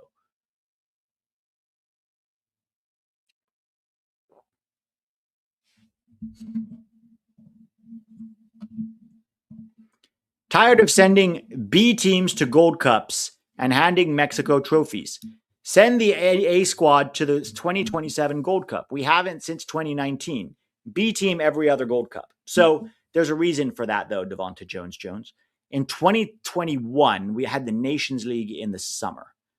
And there is an issue. If you ask players to play every single summer with no break, it is going to affect them. You do have to be careful with players' health and fitness. Right? Now, if we didn't have Copa America and Olympics in 2024, I would agree with you. But the problem is, right now, if we're having Olympics in 2024, I'm sorry, what am I saying? In 2028, Olympics and Copa America, sometimes it is a good idea to give your best players the summer off. You can't run these players into the ground. So that's kind of the issue we have. The real problem is we have to start developing better players so that even our backups can win the Gold Cup, like they did in 2021. Remember, we brought backups to the Gold Cup and they still managed to find a way to win. Now, he didn't do that in 2023 or in 2025. But you can't run players into the ground. It's a big problem. I understand where you're coming from. We never want to see Mexico win the Gold Cup, but I would use the Gold Cup as an opportunity to develop the next generation, to give them opportunities, and then to give opportunities to players on the bubble of the first team. You can put out a really good team that way, right? If you put, for example, let's say you have Chris Brady in goal for the next Gold Cup. And let's say your back four is Luca Bombino at left back, right? Joe Scally at right back. And then you have Justin Shea and George Campbell as the center backs, or even Austin Trusty, right? Potentially Austin Trusty and George Campbell at center back. Then you go into the midfield. You could have a defensive double pivot of Adri Mehmeti and I would say Snyder Brunel, but two young players in that position might be tough. I would say Adri Mehmeti and Yunus Musa, right? Give Yunus Musa an opportunity.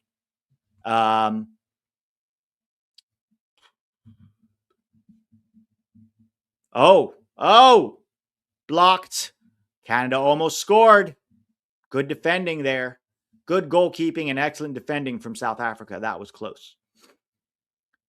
So if you've got Yunus Musa and Adri Mehmeti in that midfield, then maybe on the left wing, you give Matisse Albert a shot if he plays a season with Dortmund, right? He's playing in the Bundesliga for a very good team. And then you have on the right wing, you could take Xavier Gozo, right? And then in midfield, you could bring Diego Luna, you could bring Kevin Sullivan, you could bring, I don't know, maybe even a Brendan Aronson, right? To get an opportunity there. And then up top, you take Haji Wright and Julian Hall. That's a team that is good enough to win the Gold Cup, right? And to be fair, last year we got close. We got to the final, and we only lost 1-0 to Mexico. Yeah, you could also bring Busio, for example. Rich Rod. Okay, corner for Canada here. Eustachio heads it on. That's out. That'll be a goal kick for South Africa. South Africa is going to start doing a lot of time wasting. Kramaski for a Gold Cup. Yeah, Kramaski could play there. CCV could play there. Potentially Paxton Aronson could play there. But Paxton, I don't know, man. I haven't really seen anything from Paxton Aronson. He hasn't even really been that good in MLS. Oh, we lost 2-1. Thank you, 2-1.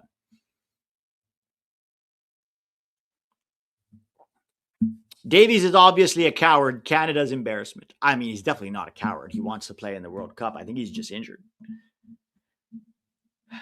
Mexico seems to always send A-team with no problem. I mean, they don't. They don't always send the A-team. In the Gold Cup in 2021, they didn't send the A-team, right? But I'll say this also. I don't think it was a good idea for them to send Gilberto Mora to that Gold Cup because he played really well in that Gold Cup, and then he kind of stagnated and he got pubalgia at 16, 17 years old. You could argue that Gilberto Mora would have actually done more in this World Cup if maybe he had a rest last summer. I think Mexico runs a lot of their players into the ground by making them play in the Gold Cup. Look at Diego Lainez, right? Diego Lainez is a guy that maybe shouldn't have played Nations League and Gold Cup. There's a lot of Charlie Rodriguez. There's a lot of Mexican young players that get called up and then they have them play every game. But I wonder if they're doing them a disservice. I err more on the side of if you're going to play Copa America in 2028, then you rest them for the Gold Cup. Now, if you don't have Copa America, that's fine because then they could have that summer off. Then yes, I would say bring the A-team for sure. Yes, Chucky Lozano got injured in the 2021 Gold Cup. But it's not just the risk of injuries, it's the need for rest. Especially a lot of Mexico's players, guys, they play in Liga MX. It is shorter seasons with breaks in between. Most of our guys play in very grueling European seasons from August to May. It's a completely different world. Mexico's team largely plays in Liga MX. A lot of them do. It's a very different situation. They play fewer games. The intensity, the quality is not as high. They get a mid-season break. There's a lot going on with Mexico that is not happening with us. We're playing with the rest of the world in the top 5 leagues in the Champions League with long, grueling seasons. So I would say rest. 21 Mexico had a mix A and B team. Coach was desperate. Yeah, it was a mixed team. It wasn't even their full team, for sure.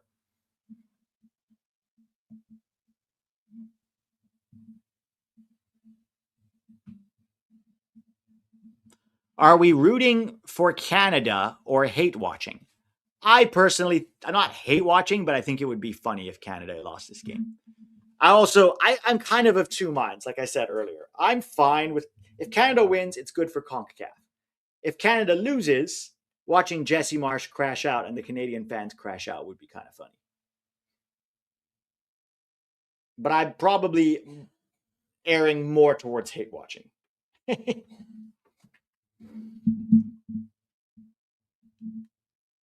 Canada have been the better team. They've created more chances.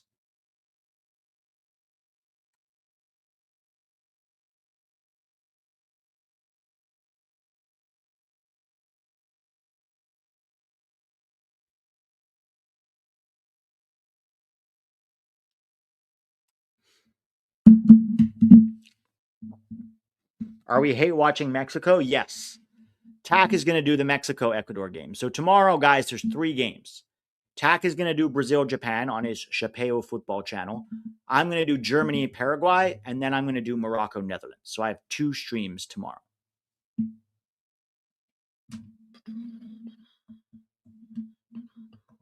All right, we are in the second hydration break.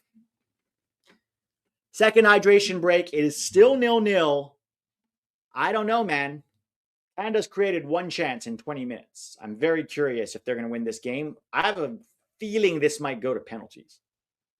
I don't know. It just looks like one of those cagey games that could go to penalties.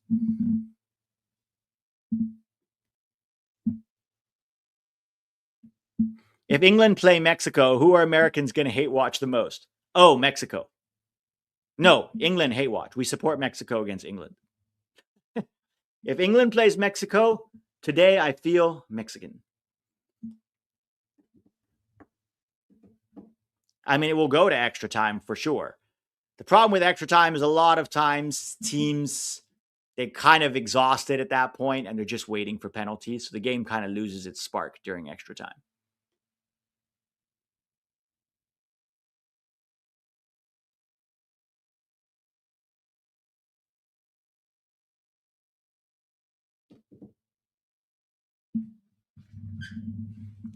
Cyle game winner. I'll support England before I support El Tree. LOL. Wow. Oh, Canada. No. South Africa clears. I don't know. I don't want England. I'm going to be supporting Mexico if they face England. Tree trimmers are done. They finished. Thank God. I miss the golden goal rule, guys. I miss the golden goal rule. I think that made it so much fun. Once you get into extra time, whichever team scores first wins. Game is over. That's it. That made games so exciting. To be fair, that was my first real World Cup in 2002. But that, to me, made extra time so much more exciting because teams would just push for a goal and end it. Pete, get a mic stand. We keep hearing your mic moving. You want to see my mic? This is my mic. It's on a mic stand already. I'll try not to bump the table so much because I think maybe bumping the table is what's making the mic move. So I'll try not to bump the table so much. But it is on a mic stand.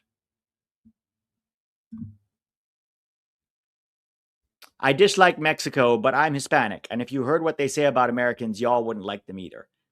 I like Mexican people. They're I don't like them in soccer. I love Mexican people are great.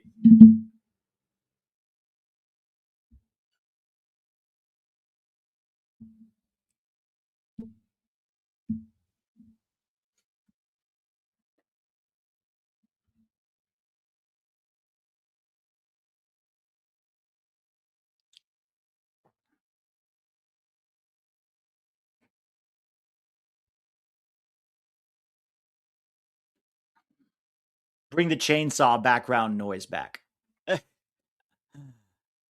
Tactical Tanager, it's still not going to work. Still not going to work. Mad game, both teams kind of suck.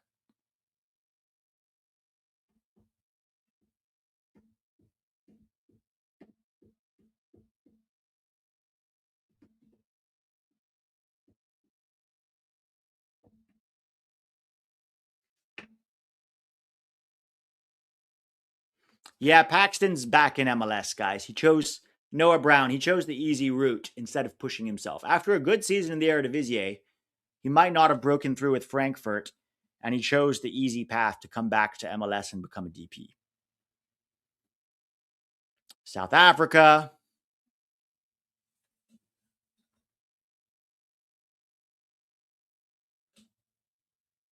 Paxton is Timu Brendan. I think Brendan is Timu Brendan. South Africa building well out of the back. I don't know what happened to Canada's press. They used to have a very good pressing scheme under Jesse, but South Africa has been able to break through the press so easily. Ooh, down the line. Cross for South Africa. They kept it in. Oh, shot is over the bar.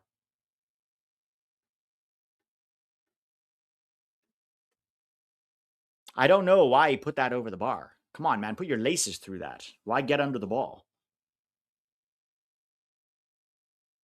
What happened to Cyle? Cyle was exactly what Tack and I said for years he was, a tronco. He's playing for the New York Red Bulls right now, and he's not even doing that well in MLS.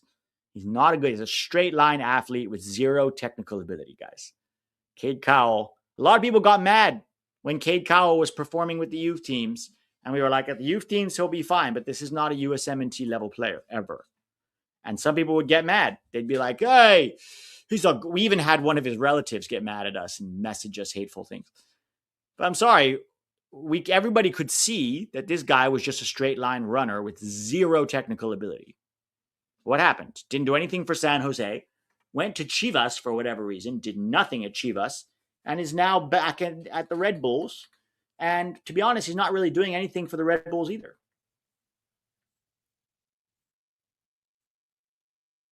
Alphonso Davies is on for Canada, guys. It'd be interesting to see what he looks like with the length of this injury.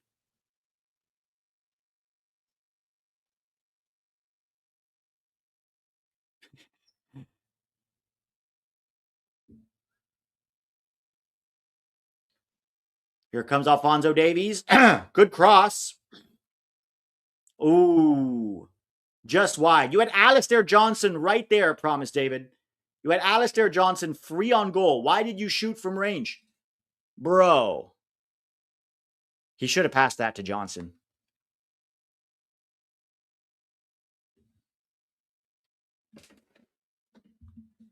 Is this Davies' first game on? I believe so, yes. I believe so.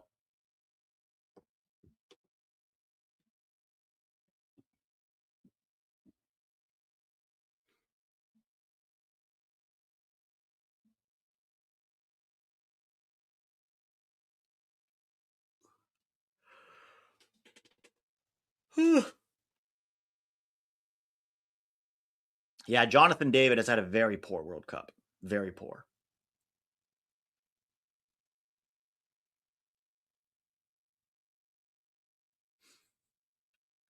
Davies, yeah, Davies is very good. I just don't know how good he's going to be after that injury. Ooh, nice touch, though. Yeah, you can see his class right away as soon as he steps on the field. Far and away their best player. The question for Canada is, where's the next generation going to come from? Right? Like they're producing a lot of good MLS players or slightly above that can go to Europe and do something. Credit to their defense. Their back line has really improved, especially the back two. Getting Bombito and Derek Cornelius is huge for them. My question for Canada is, where are their attackers going to come from?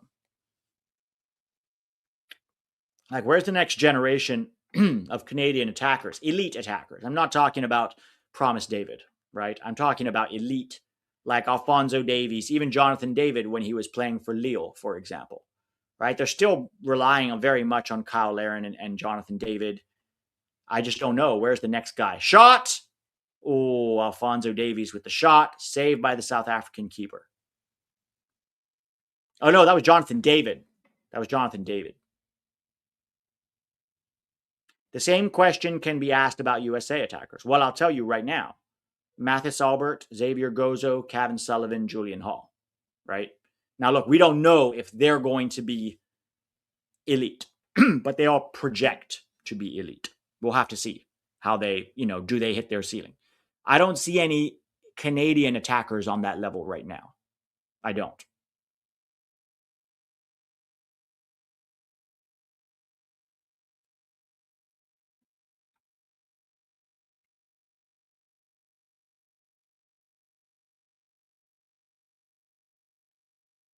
People forget, though, how young Pepe and Balogun are. Yeah, exactly. That's the other thing. Balogun is 24.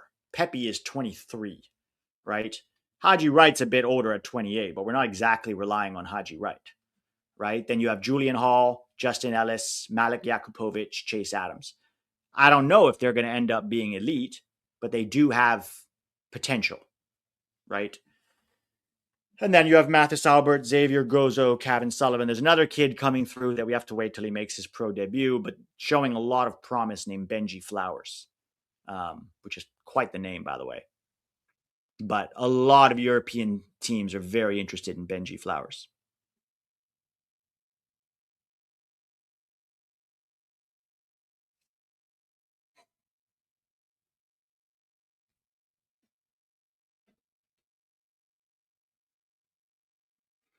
All right, 10 minutes left before we're going to extra time. This is going to be a long-ass stream, isn't it? We're almost at 90 minutes. 0-0.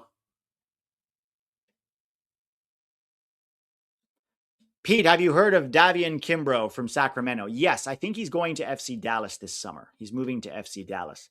The problem with Davian is we don't know who he wants to represent. He's also Mexican, and he's represented both the U.S. and Mexico at youth levels. So it'll be interesting to see who he ends up wanting to play for and how good he could be. But yes, I know Davian Kimbrough.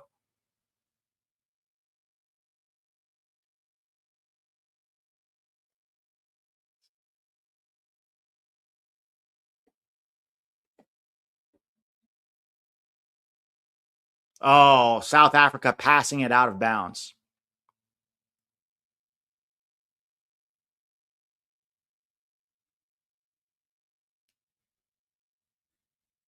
Pete, were you ever a fan of, hang on, of golden goal overtime or prefer current version? I prefer current, but something about golden goal was exciting. Yeah, I prefer golden goal. Golden goal made it so much more exciting. One goal to win the game is like sudden death in a way, you know?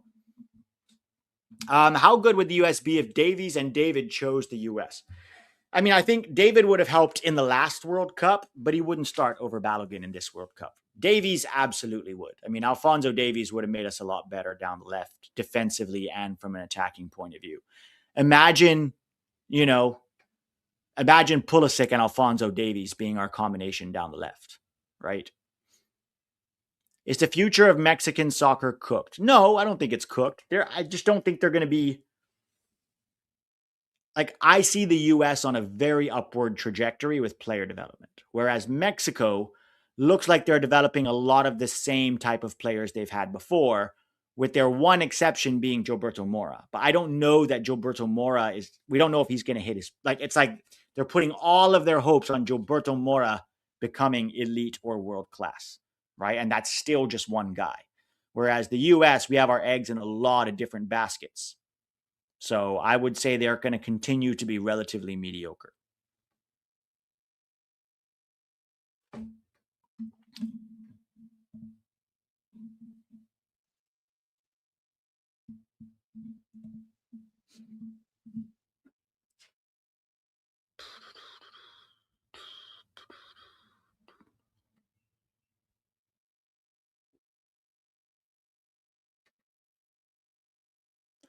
I don't know, man. Canada's got 8 minutes here, and South Africa are happy to just defend. Plus, anything could happen in transition, right?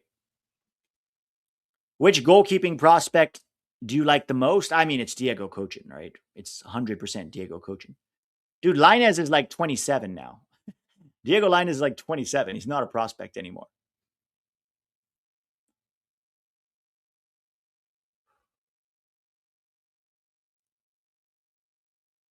This game is frustrating from a technical perspective, says Steven. Yeah, it is.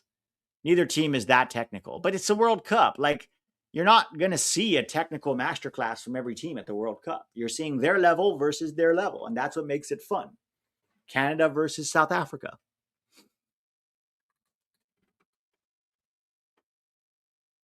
I don't know how I'm going to do 2 streams tomorrow, guys. What prospect do you think has the most potential? Right now, I would say probably Mathis Albert. Just because I think I think that Kevin Sullivan can do more unexpected things, but I think as far as the floor goes, Albert has a better floor, and he's in a much better development system than Kevin is, right? Kevin's in MLS. He's been, I know he's getting a few stints at Manchester City, but, being at Dortmund and getting your development at Dortmund, one of the best development clubs in the world, is very different than being at the Philadelphia Union, who are still one of the better teams in MLS at development. So credit to them, but it's not like being at Dortmund. South Africa almost scored, by the way. Shot from distance. Alistair Johnson, and they clear it. Canada are really not pressing much. I don't know what happened. They used to be a very strong pressing team under Jesse Marsch. That's a foul. No? Ref says get up.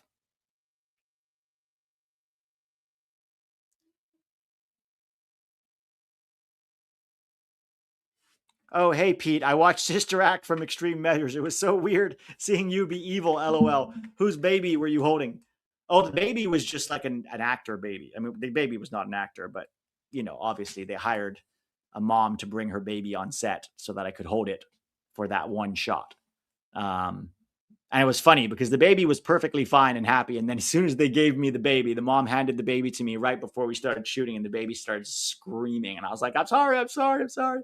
So I had to hand it back, and the mom would calm it down. And then they would give it back to me, and I'd be like, no.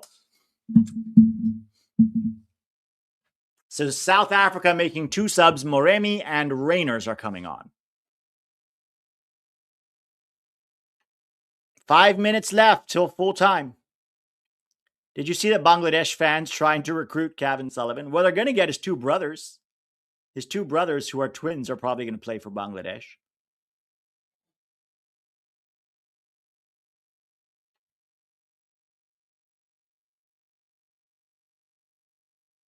How was Whoopi? No, it wasn't Sister Act the movie. Jeez, I'm not that old. It wasn't Whoopi. It was a TV show called Extreme Measures, and I was in season 1. I was the lead. I was in the lead in episode 1 of season 1. The woman was wearing a U.S. soccer shirt in the episode. Was she? Which woman? Ooh. Oh, Alistair Johnson almost through. Very good defending there from South Africa.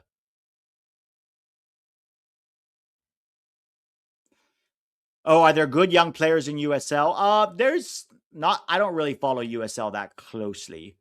There's a kid named Tyson Epsy at Orange County SC who's a 16-year-old center back.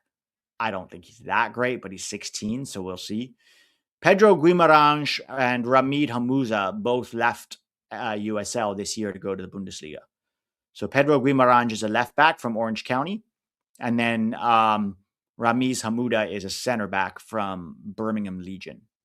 And Birmingham went, they both went to the Bundesliga. Both of them played in the Under-17 World Cup, if you remember. So there are a few here and there coming out of USL, but not many. They still have a long way to go with their development. Oh, here comes Canada. Eustachio to Davies. Davies cuts it. Oh, terrible from Davies. He tried to cut it back, but he just gave it away to South Africa. Dude, if South Africa scores now, Canada's in big trouble.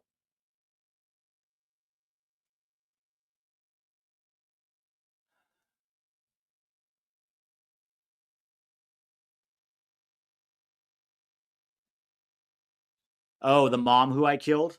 Well, I did not kill anyone. Let me be very clear. I do not want this to be clipped. The mother who my character killed on TV, who I was playing.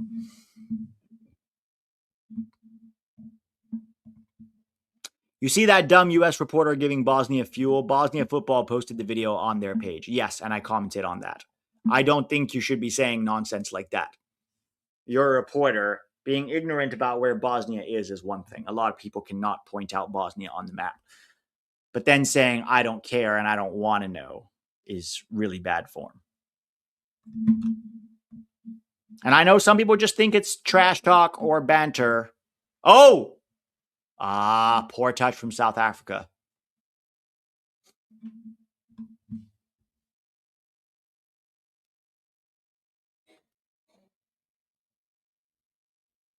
What do you think of the USL bringing Pro Rel? I think it's a great step in the right direction. I think they need to figure out how they're going to do it, and they need to do more than just Pro Rel. They need to get better stadiums. They need to get better players. But I think it's a great start, and it's a great way to show what USL can be or what Pro Rel could be in America.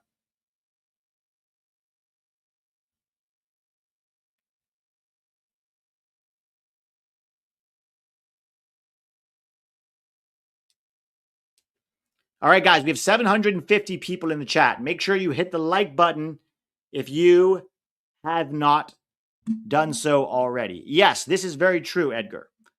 Don't forget, USMNT will spawn random dual nats. Yes, we will.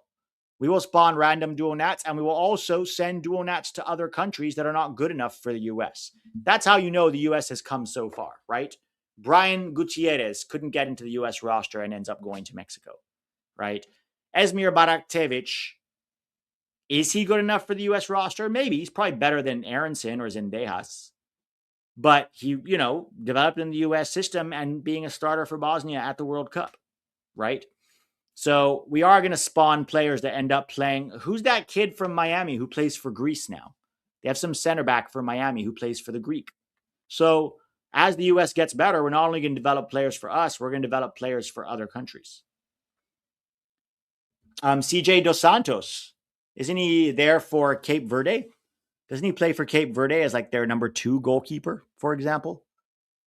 That's cool. There's a few others as well. One of them's playing one of the Trinidad and Tobago players, I think, Kobe Henry. That's Noah Allen. That's right. Noah Allen from Inter Miami's plays with Greece. And then you have Kobe Henry playing for Trinidad and Tobago.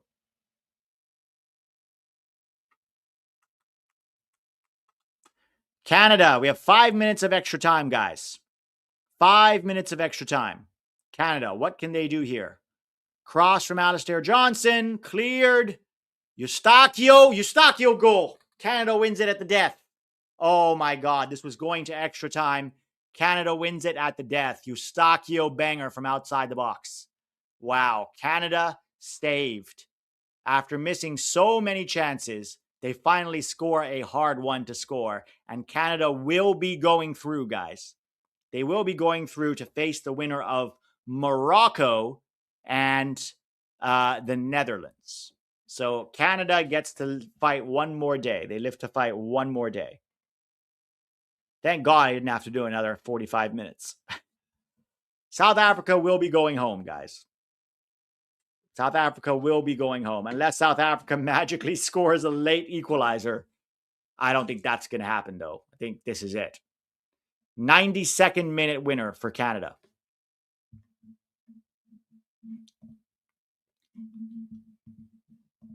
Raul Ramirez says, I watch a lot of Mexican media, and the Mexican Federation has been vocal about making Mexican Americans a recruitment priority, going as far as targeting the parents to get to the kids at youth levels.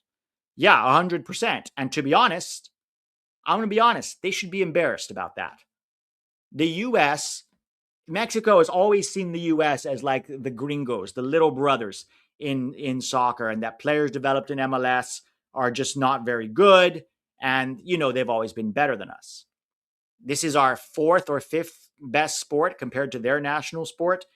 And they're so bad at developing their own players that they're actively trying to recruit American players, right? Like should be an embarrassment for Mexico, if you ask me. But do whatever you have to do to get better. They got Brian Gutierrez and Obed Vargas, so they got some good players in there. I think they're going to really try to get Davies and Kimbra as well. Battle of Midway, says Coke. Yeah, both teams have been pretty mid, for sure. But Canada's been the better team. Ala Begovic for Bosnia. Yeah, he's their left winger. 18 years old. Very good player. Very good player. We're going to have to watch out for him, for sure.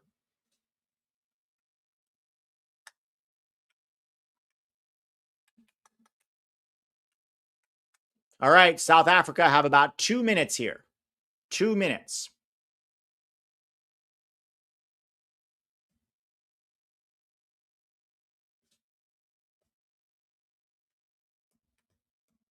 Heartbreaking for South Africa. I mean, but what have they really done to win this game? They've created almost no chances, and they've pretty much defended, and they've actually gotten quite lucky that Canada missed so many goals. They missed so many chances. So it's kind of on South Africa. I mean, it's still a good World Cup from South Africa. They got out of the group, first time ever in history, and they can go home with their heads held high. They're just not a very good team. You can't be a very good team when half of your players play for Mamelodi Sundowns. And the other one, your best player plays in MLS, right? There's only so much you can do with that group of players. I think they actually overachieved at this World Cup.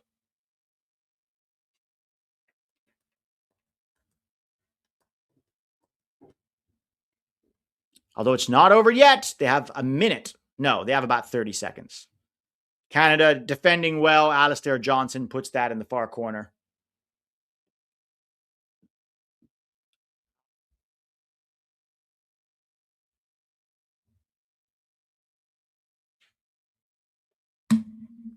Steven Spada says Canada will likely get routed in their next match. Yeah, Canada's losing. If it's Morocco or Netherlands, probably the Netherlands.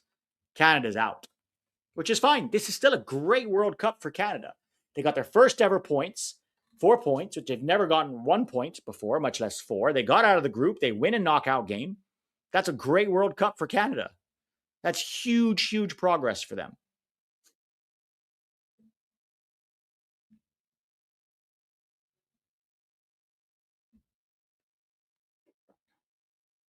What if we get Ivan Barton as a ref for our game? Oh my God, that would be a disaster.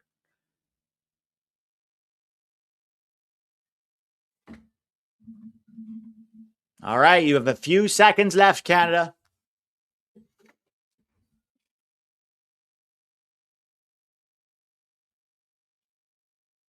Maxime Croupeau got it.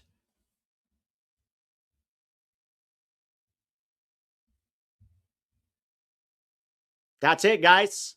Game over. Canada wins 1-0. A late strike by Steven Eustachio. Congratulations to the Canadians. They will now face either Morocco or the Netherlands in the round of 16. Canada continuing to make CONCACAF look good. And of the 9 out of 10 African teams that got out of the group, one of them is already gone. 8 teams remain. Thanks for hanging, guys. Thanks for watching. Hit that like button. Check out the Patreon if you want. Link is in the description below. It helps to support the channel.